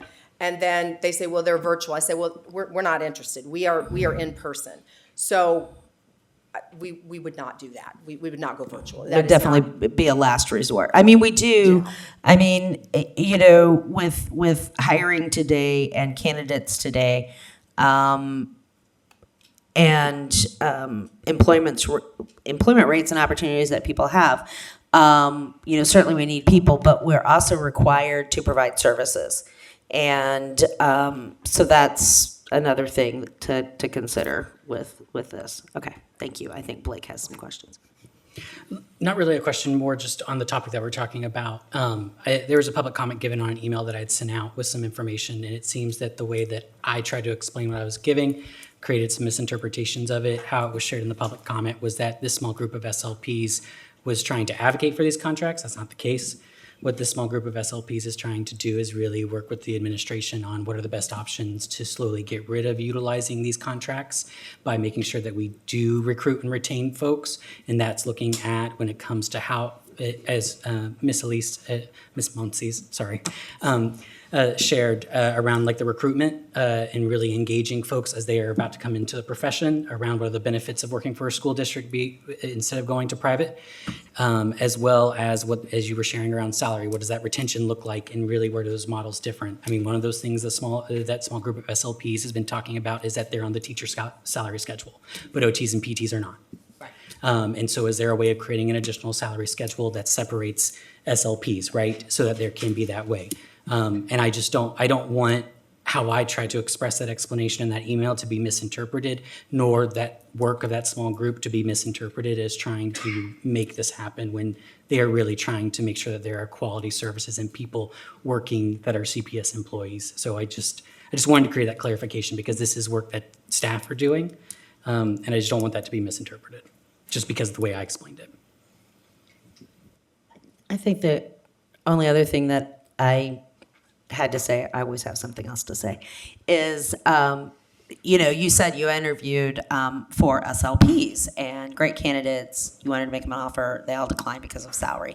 And so as a board and administration, that might be something that we need to look at. I mean, if everybody's declining because we're not paying them enough, maybe we need to pay them more. I don't know. But maybe not. I mean, I'm not the salary expert. Can I say something? Please. Since we You've been real quiet down there the whole meeting. I couldn't go a whole meeting without saying something.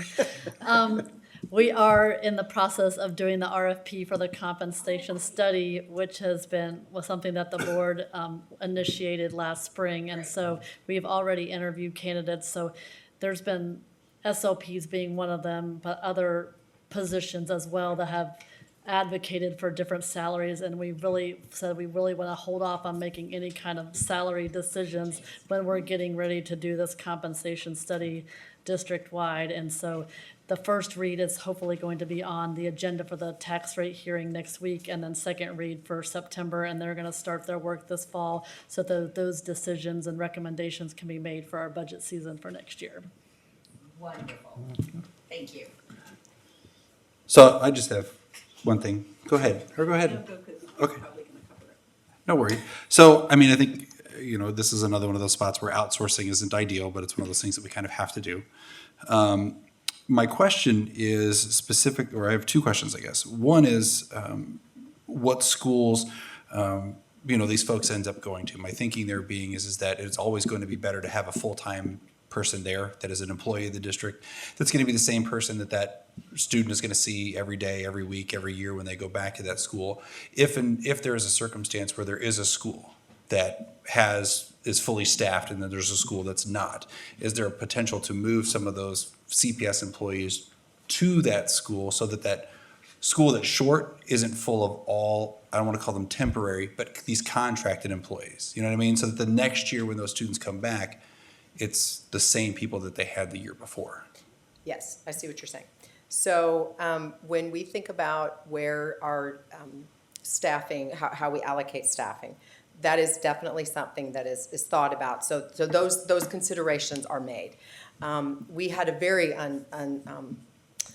unideal situation last year in one of our, in a building.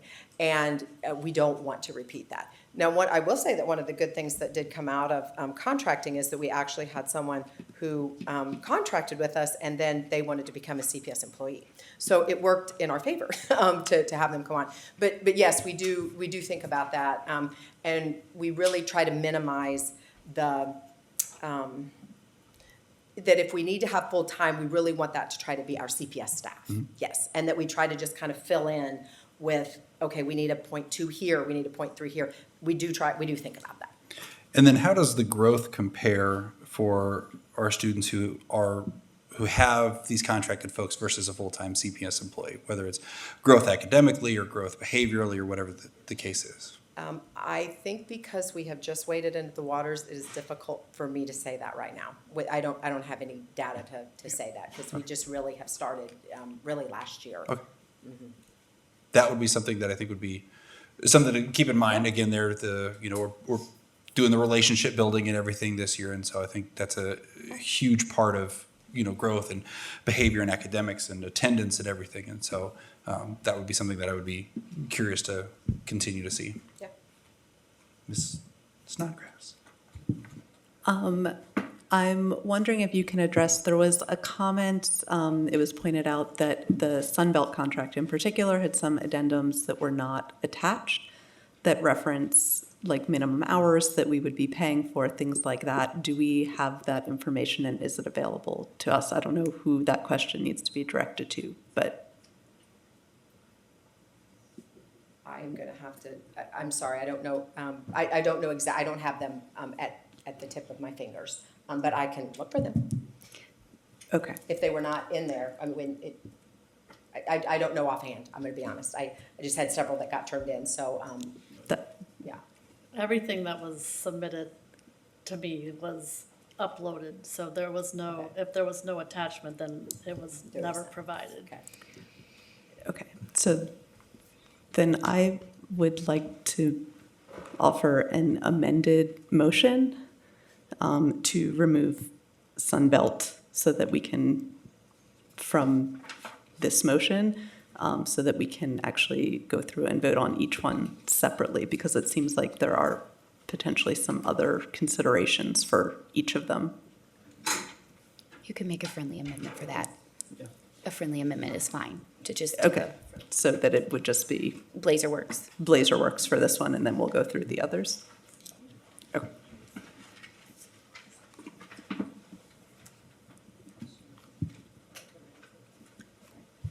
No other comments on Blazer Works. We'll do a roll call vote for that one. Okay. Mr. Willoughby? Oh, excuse me. Can you just clarify again? I just want to make sure that what we are exactly voting on in this moment. Yeah, the motion on the table is the approval of the Blazer Works service agreement. So just Blazer Works. Just Okay. Blazer Works. Yes. Yes. Okay. Ms. Farrow? Yes. Mr. Cobbins? Yes. Mr. Harper? Yes. Ms. Snodgrass? Yes. And Mr. Lyman? Yes. Okay. So now we'll move to Sunbelt Staffing Client Services Agreement. Second, yes. And then I'll just say, I feel like many of the concerns were addressed. However, I do feel like we need to have the full financial information and contract available and able to see that before we can vote. A second. Was there a second? No, the motion was to approve and was second, but I guess I'm just wondering if we have other ways we can get that information. I would just like to ensure that we have it, that our CFO, that everybody, that special services, that everybody is comfortable with it before. So I guess I'm just wondering, just opening that up to addressing it as a concern. If I might jump in here, and agreed, we will go back and find out what was left off and why, and we'll either provide a justification or we'll provide the documents. If they tell us there's no addendum, then we need to get that corrected. So you're absolutely right, we need to provide that for you. So I can pull my motion to approve it and make a motion to pull it from, or to postpone it or move it to the September 8th meeting. Do you want to move it to the September 8th or the tax rate, Can we- August 22nd? If we could do it at the tax rate. That was going to be my question. Can we do it at the tax rate hearing, or does the tax rate hearing have to solely be the tax rate? No, there's already other items on the Okay. agenda, so. So yeah, from a standpoint of talking with staff, even though they don't like the contracts, they would like to have the contracts if that's what we're going to get approved, because there's workload that they need to prepare for. Yeah. Well, we should see a full contract if we're going to approve anything. I mean, if there's addendums or anything that's referenced, I mean, as a board, we should really thoroughly be able to review what it is we're approving before we approve it. So we're motioning to approve it, or to move it to the August 22nd hearing. Second? It was a friendly amendment, so that's perfectly fine. We don't need to vote again about that. So do we have more discussion? So then we've got the Novo staff. Well, We we'll have to vote on the Sun Belt. Yeah, we'll just need to vote on it if there's no more discussion. To move it To to move the it, tax rate yeah. hearing, yes. Okay, Mr. Willoughby? Yes. Okay, Ms. Farrow? Yes. Mr. Cobbins? Yes. Mr. Harper? Yes. Mr. Lyman? Yes. Ms. Snodgrass? Yes. I'm going to move to, also move the Novo staffing to the next agenda, because I would like to ask our attorneys to review it. Second. It's specifically, there's a provision in it that is different than the other two, and that's that on page 3, the percentage of salary. All of the other ones, if we poach their employees, it specifically says 1 year worth of salary. There is no provision that says 1 year worth of salary. Instead, it says annual salary. So that could be read as requiring us to pay a portion of their salary regardless of just into perpetuity. And so I'd like our attorneys to review that. Also, whenever I was looking at this, and I do this sometimes just because I'm that sort of person, I looked up Novo staffing, and they are not registered with the Secretary of State. Therefore, we have no registered agent in Missouri. If we need to sue them for breach of contract, we have no registered agent in Missouri to sue them. So I would like to get our attorney's opinion on that and whether they need to be registered in Missouri. Just FYI, I'll follow up with the attorneys, but many of these contracts were reviewed by attorneys, and so there's different levels of, this is what's legally, we have to have, it's not negotiable. Then there's some different levels about whether it's preferred or ideal. There's lots of contracts we have that are not with vendors or companies that are not necessarily registered in the state of Missouri. Is it legal? Yes. Is it preferred? Probably not. So some of those things that when we go back to different vendors, we say these are the non-negotiables and they'll change, and then sometimes there's some variations, but we'll definitely take that into consideration and go back with them again to see if those changes can be made. I am also curious, maybe I'm mixing this up. Novo is the one that has we can't hire their employees, they can't hire ours, right?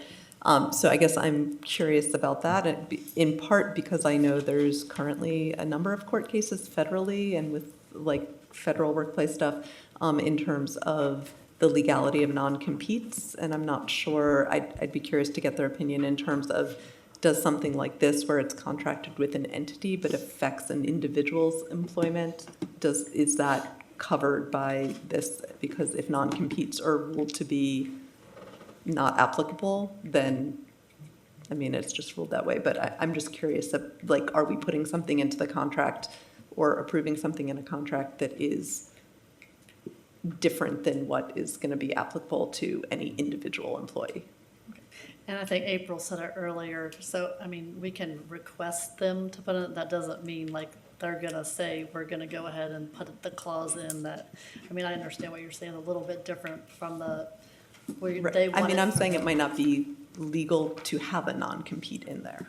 I mean, it's essentially a form of non-compete. Right. And right now, potentially the rules are changing for everyone. Okay.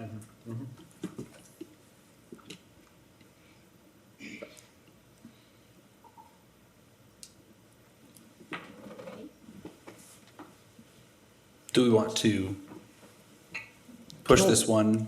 Can we repeat the motion? Yeah, so that is the motion. Yeah. Repeat the motion. Someone, repeat the motion. Though I moved to move it also to the tax rate hearing so that we could have our attorneys look at it. And we already have a second. So. All right, if we are ready, Mr. Willoughby, Yes. Ms. Varao, Yes. Mr. Cobbins, Yes. Mr. Harper, Yes. Ms. Snodgrass, Yes. Mr. Lyman. Yes. All right. I believe that got us through the consent agenda. It did. Good discussion as always.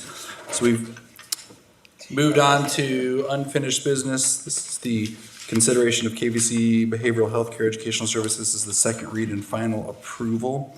I think we all had an opportunity to review this a handful of times and reach out to Dr. Klein with questions. We need a motion. Questions on anything? Well, we need move to approve the KVC Behavioral Healthcare Education Services Residential Education Agreement. Second? Are there no discussion? Discussion? No? Okay. All right, Mr. Willoughby, Yes. Ms. Snodgrass, Yes. Ms. Varao, Yes. Mr. Harper, Yes. Mr. Cobbins, Yes. Mr. Lyman. Yes. All right. Next one here for the, I move to approve KVC Behavioral Healthcare Education Services Day Treatment Agreement. Second. discussion. Anybody? Nope. All right. Ms. Snodgrass, Yes. Mr. Willoughby, Yes. Mr. Harper, Yes. Ms. Varao, Yes. Mr. Cobbins, Yes. and Mr. Lyman. Yes. All right, moving on to new business then. Got a handful of items here. I move to approve the consideration of recommendation for new position amendment. Second.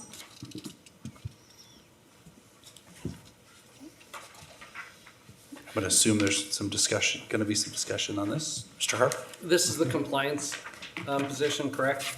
Yes, this is. the- All right. Yes. I do have a concern. It looks like one of the additions was support department managers and administration for personnel, including reviewing and assisting with evaluations and performance support and coaching. I believe that from what I understood, we were trying to hire an independent investigator who would be unbiased in their investigations of our employees. And I believe having somebody who supports managers and administrators in assisting with evaluation could create bias and a potential conflict of interest, or at least a perception from our employees that there's a conflict of interest there, because that person may be helping with an evaluation on one week and the next week would be actually doing an investigation of the employee who they just evaluated.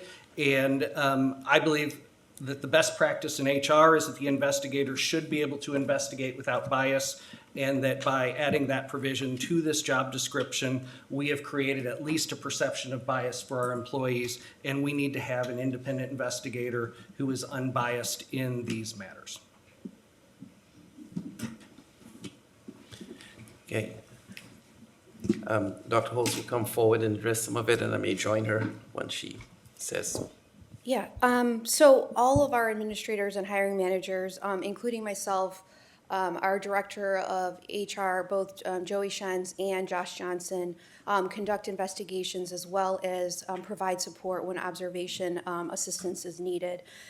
This particular position would be providing recommendations to either myself, Joey Shenz, or Josh Johnson, and not making final decisions. So all of the reports and the investigation findings will be reported to the directors or myself to make the final decision.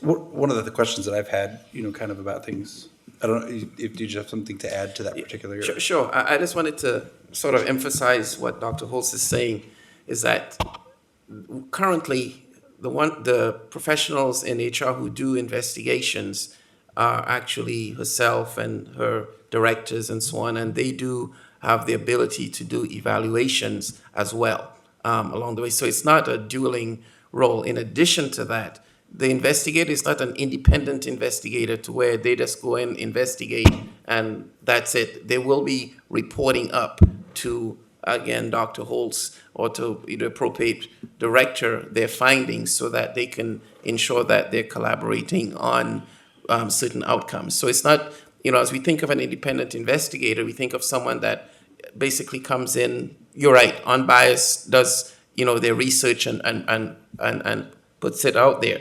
This is a little bit different. This is within schools, so it is not unusual to have that. And we've done that for quite some time, fairly successfully. And this would just be a person that will be dedicated. I want to be able to free our HR individuals up to do other important avenues of HR. So that's why we see it like this. Yeah. This job was originally approved in March? Yes. May. So, and then, and some changes and things like that, some reclassifications, et cetera. When we approved it, earlier this year, it was really designed to kind of be, not an assistant, but did a lot of assistance to, our chief communications officer with, sunshine requests and a lot of other things. And it seems like the things that have been added in there are going to take time away from, being an investigator of compliance, et cetera, with, coaching and helping out, principals, managers, staff, union representatives, et cetera. What percentage of time is going to be, do we think is going to be allocated to these particular things? I know, my job, I have a very, I've got 15 things or whatever on my job description, and there are percentages by all of them where my expectation is to be 20% of my time is to be doing this, 10% of my time is doing this, 2% or whatever is this. I mean, there's a lot of things on here, and my concern is that with the addition of the new things, it's going to be taking away time from the things that we as a board really felt needed to happen and needed to be approved. So the position is new, so I can't tell you with 100% certainty, but I would think that the percentage of supporting with observations would be as needed. When our buildings ask for support, we're going to go out and do whatever the support they need, we're going to be there for them.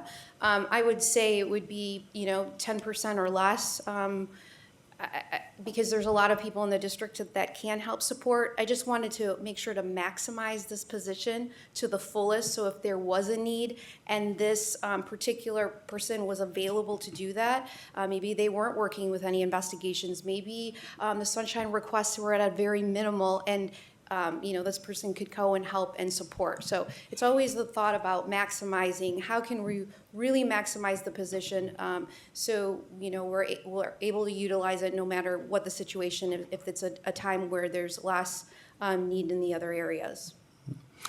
And I just wanted to add that when the panel interviewed and made the recommendation, they wanted the best person for the job. The one that could come in and do the best job possible. And that's how this individual was selected. There were several interviewees, but this was the best of the best. This was the best we can do for that. So that's why we're now having to rethink or look at this position a little bit differently. But the emphasis here is going to be on investigations. The emphasis is going to be, like the position says, them getting out and really getting into that field. But there may be a very small opportunity when there are no investigations, when there's nothing happening, where basically they could be utilized in a minimal perspective for that, as well as supporting the chief of communications officer. I guess I'll somewhat just echo the concerns as well. I feel like it was brought to us with a very specific need that Dr. Holtz's time was being really taken up by a number of investigations and a lot of these things. And the intent of the position was to really pull that off of her plate and to free up her and other folks in the department to be able to do all these other essential functions. Mm-hmm. I'm concerned that now it's become sort of a catch-all position. If we really need someone that is going to support department managers and administrators, right, for personnel, all these other things that have been added on, then I would personally prefer to see a need come to us that says we need a person to do these things. That has not been expressed. And so I have concerns that it is just sort of adding on and adding on and adding on. There was a position, it was posted with specific requirements. I'm not sure that it makes sense to change the job itself after it's been done. I guess my other question, beyond just those concerns, expressing those concerns, is if this new position is approved, is the intent then to post this position? So we did post the position. This position or the previous position? Both, So this was posted even though it isn't approved? yes. Because we had to make sure that, that the backfill was done immediately because it was going to impact one of our high schools. And, sometimes I call it unintended consequence. The individual that should, because the person has not been approved, so can't really speak to that. But we are getting someone with more skill sets than we anticipated. And as a result of that, if we're gonna, I call hire the best with more skill sets, we're not saying that we're taking it and now it's gonna change into, morph into something entirely different. But because of the way our regulations, DESI, retirements and things like that occur, if we move forward, there's an opportunity that this individual, should this happen, would lose their retirement. And Let's just, hold on real quick. Let's make sure that we're talking about the job. Yes. We're talking about the what. The who is irrelevant. Right now, we're talking about what the job is and what the job description is. So I just want to make it abundantly clear before we talk, so just need to make sure of that. Yes, and I just wanted to make sure I'm just trying to give you justification because the question is, why did we change the job description? And why did that happen? So I'm not talking about the person, I'm just trying to add more, information about why the job description needed to be changed.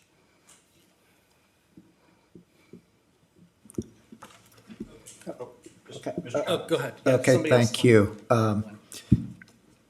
My question is that there is a job description and there is a person in consideration. I do believe that somewhere in that process of identifying that person that fits that description as to what you want and your department wants and what the district needs, from a legal standpoint, there should be some, whatever they do, there should be, or probably is going to be some data to back up that investigation, whatever it may be. So I do understand the concerns about being biased and all of those things. But again, my focus would be on the person and doing their job to the fullest and doing the job that if it is approved, and I think it will be, that we just have to rely on that person to do the job as it is written. And I understand the concerns too, but there's something about taking a person through that process and all the efforts that's put into bringing the right person into the right position. Right, and so when we posted the position originally, we didn't anticipate how hard it was going to be to find somebody that was going to be able to fulfill all of the components, the sunshine request, also the investigation, having experience in interviewing. And so when, we posted the position and we went through the interview process, and we believe that unanimously that the person was the right fit for the position. We were really, we didn't anticipate that, and so we also, had to, contact DESI and have some conversation with Desi about the position and they're very specific about what titles count for the classification of what's needed as far as certifications for different titles, and so we had to kind of work through that, which was something that we did not anticipate. Okay, may I, please? One more follow-up? Oh, Go ahead. okay. So they are aware of DESI and all of the guidelines there? Yes. Okay. Yeah, we did consult with Desi. Thank you.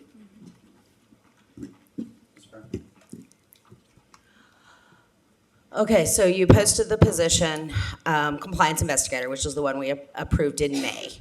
And you interviewed some people, and you got some outstanding applicants. And then you reposted the position entitled Coordinator of Compliance and Investigation? Correct. You did? Okay, I just didn't remember seeing that. Okay.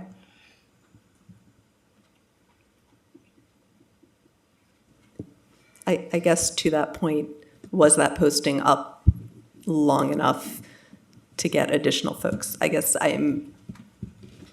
there's a significant salary increase in the range for this second posting.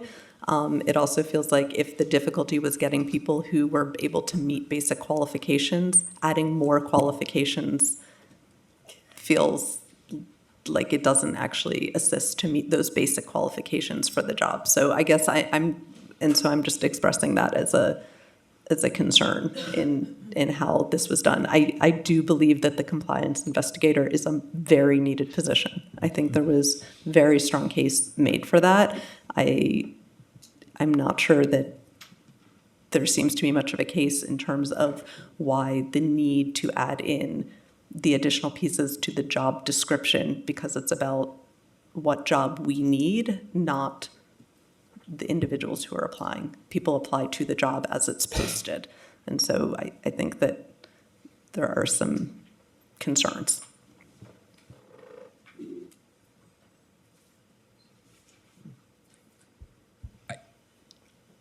Once again, I mean, when we talk, we were presented with, we need this investigator. An investigator should not have an appearance of bias. And if this investigator is the one who is also working on evaluations, there is an appearance of bias. And I think if you look at all of the stuff from SHRM, all of the stuff from the HR associations, they will tell you that having a dual purpose investigator is not best practice. And I have experience in this because this is literally part of what I do for my job. So I really feel strongly that particular, I understand this person may be needed for other things, but whenever it comes to evaluating explicit employees, specific employees, I mean, it does create at least an appearance of bias.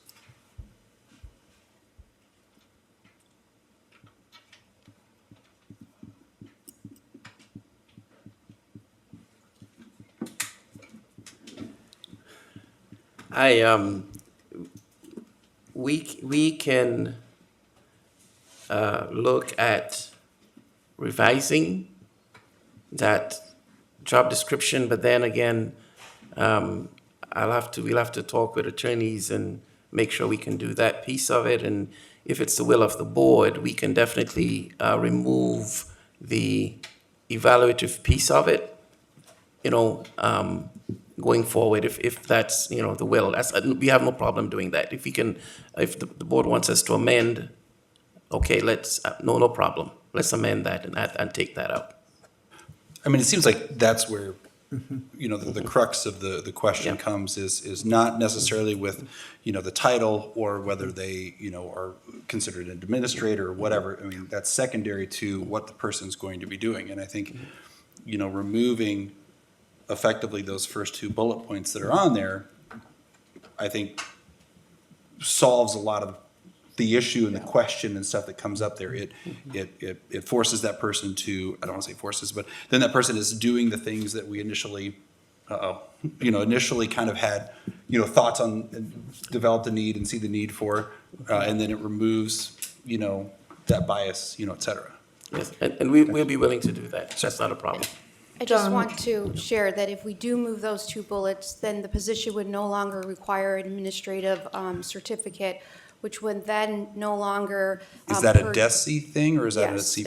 it's a DESI. Because they have to, DESI says if you're an admin, you have to, those two things. Correct. Yeah.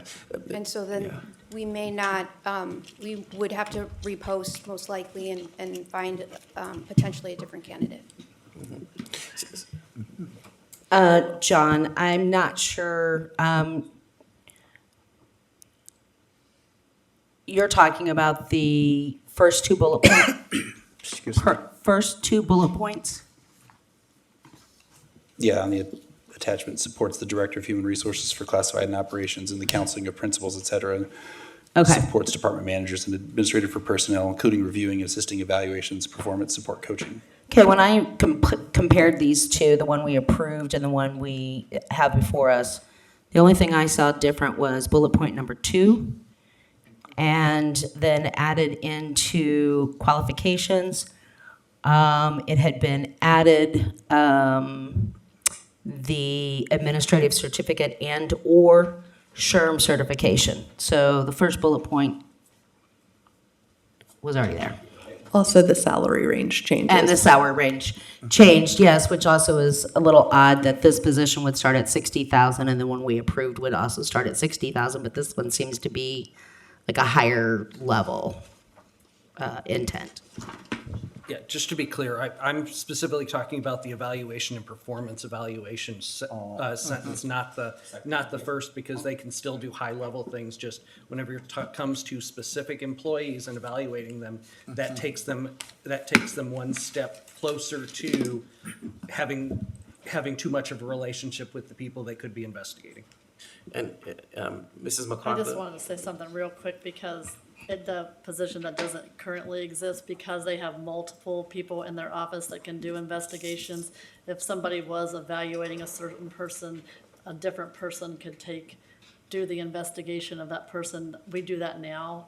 That's the way it currently operates. If someone was doing an evaluation or someone was supervising a certain person, then they would have one of the other people that can do those evaluations so that there's multiple people. And that's also why will be beneficial to have this additional positions so that there's more alternatives or options to be able to do those different duties as well.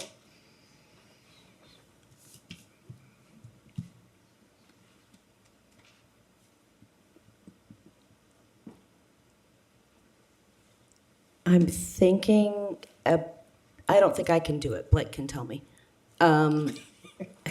Amending the motion? Can I do that? I mean, you can motion to amend. Sorry, come on. You can make a motion to amend, and if it gets second, then we can discuss that amendment Okay. and all that process, right? The whole I would- tree branch. Okay. Right now, the motion is the tree You- trunk. you keep can track go to of the that, branch please. and then the tree leaf. You can go that far. After the tree All leaf, right. you can't go any further. All righty. I would like to make a motion to amend the motion to take this approval or not, whether we modify it or approve it, up at the August 22nd meeting.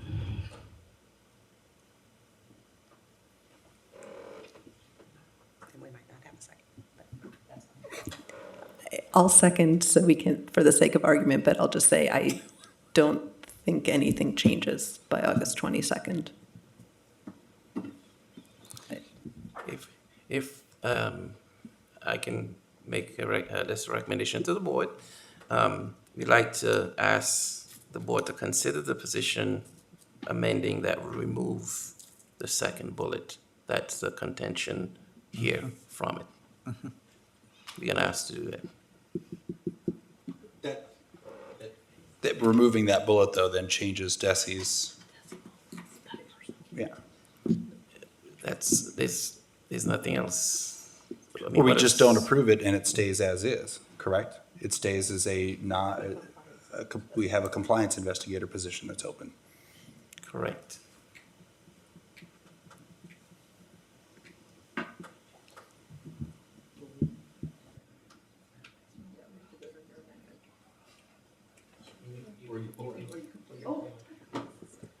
I pull my amendment.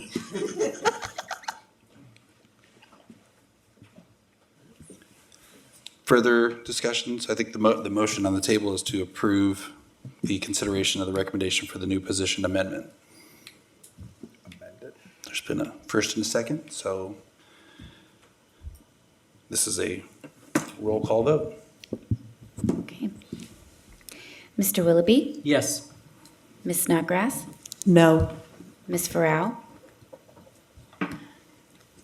Pass. Mr. Harper? No. Mr. Cobbins?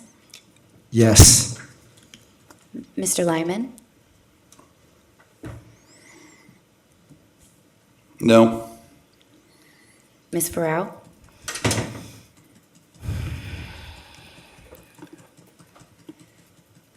No. Okay, motion does not pass. All right, so we move on to the consideration of recommendation for the new position. So moved. Second.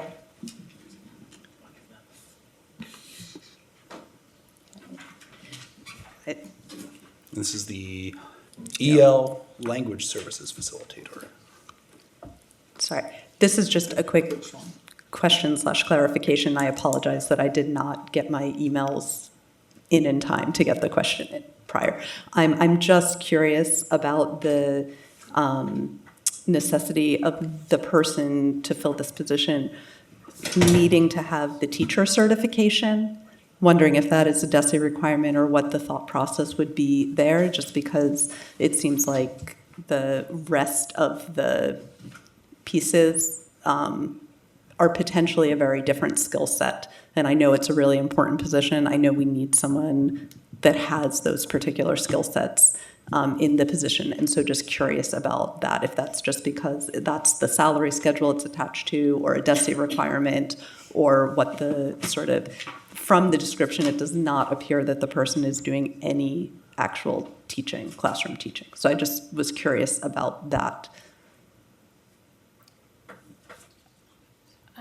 So this is a position from our EL department. Shelley Fair had submitted it. And so I guess my understanding is that they do need to have experience in education because they will be having, they'll be translating and providing support to families, parents, and guardians. So that would be my understanding of what the need is. But as far as DESE, I'm not sure if it's a requirement. So I'd have to get that information for you. Okay. It does not necessarily affect like my decision to approve or not approve. I'm just curious, and I would just throw out there that with consultation with them, potentially it's not needed. Experience with education is different than a teaching certification, especially when there's no specific grade or subject or anything like that that's in there. And we certainly have lots of folks who are translating for us right now. I know a number of them who don't have teaching certifications and are able to translate educational language from their experience with kids or being in school themselves, things like that. So just thinking about how we get the broadest pool of applicants so we can really get the best person for a position that we need. Can I, real quick, the way it was submitted on the title, because this is Title III funded, which is a grant, but it was submitted on their budget and approved as a certified position.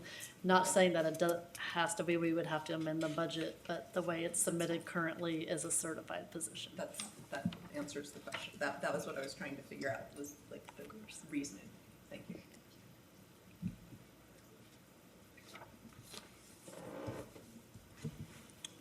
Any other discussion? No? This will be another roll call vote. Okay. Ms. Snodgrass? Yes. Mr. Cobbins? Yes. Mr. Harper? I wasn't here when the Oh, motion excuse was me. made. I stepped Sure. out for a second. Ms. Farrow? Yes. So Mr. Lyman, that's it. No, me. I'm sorry, Mr. Willoughby. Yes. Mr. Lyman. Yes. Okay. All right. And I motioned. Don't want to go anywhere. I move to approve construction agreements, engagements, and change orders as presented. Second. Last item. So close. Questions on anything in there? Okay. Okay. Mr. Willoughby. Yes. Ms. Snodgrass. Yes. Ms. Farrow. Yes. Mr. Harper. Yes. Mr. Cobbins. Yes. And Mr. Lyman. Yes. Okay. That moves us to announcements and the update on board activities. Mr. Willoughby is on the radio tomorrow morning. I was going to go through the calendar. We got a busy week coming up here between, what was it, got high school, back to school night is tomorrow night, August 15th, or all of the open house, or for all of the open houses for all the elementary schools. And then jump start day on the 19th for our rising kindergartners and sixth graders and freshmen. And then everybody is back at it Tuesday, August 20th. Remind your kids that it's important to be at school that very, very first day. They got new friends to meet. That's my favorite thing to ask my children. What special did you have today? Or did you have a good day at school? What special did you have today? And did you make any new friends? That's my favorite thing. And cell phones, out of sight, put them away. Mr. Willoughby. On the cell phone thing, I know that we've recently, the media circuit's been hitting it up again as we get closer. And I did want to say, because I know that we received one, like, thank you for this to the board. I know that there's been things on social media for it and also individually to us. And I just wanted to highlight the fact that, like, it wasn't the board that approved this. It wasn't a policy change. It was our building administrators with our district administration really collaboratively working together to look at how our policy is outlined and create new procedures to really support our teachers when it comes to ensuring that our kids are learning. And so really, though we love to hear things because we don't always hear it as a board, our staff don't either. And so I'd really encourage folks, for the people to really think for this, it is go, if you see your building principal or when you email your building principal, thank them. And then when you see them out and about, thank them for collaboratively working together to really come to this consensus kind of way of getting to a point where it could be evenly applied, because it really was that work for them. So thank y'all so much, and to our community, please thank them. Ms. Farrow. A reminder that we have our second listening session at Douglas High School on August 29th at 5:30. Anyone and everyone is welcome to come. That includes students. We had a fabulous middle schooler last May who really kept us on our toes. Mr. Cobbins and Suzette, President Waters, will be the board members there. I will also probably accompany, since this is kind of like a pilot thing and that I've kind of spearheaded up and I have to have control over everything. So, but come out and visit us. You'll be there. Is there a motion to adjourn? So moved. Second. This is just a raise your hand and get out the door. All those in favor, raise your hand and say aye. Aye. All those opposed? Adjourned at 7:52.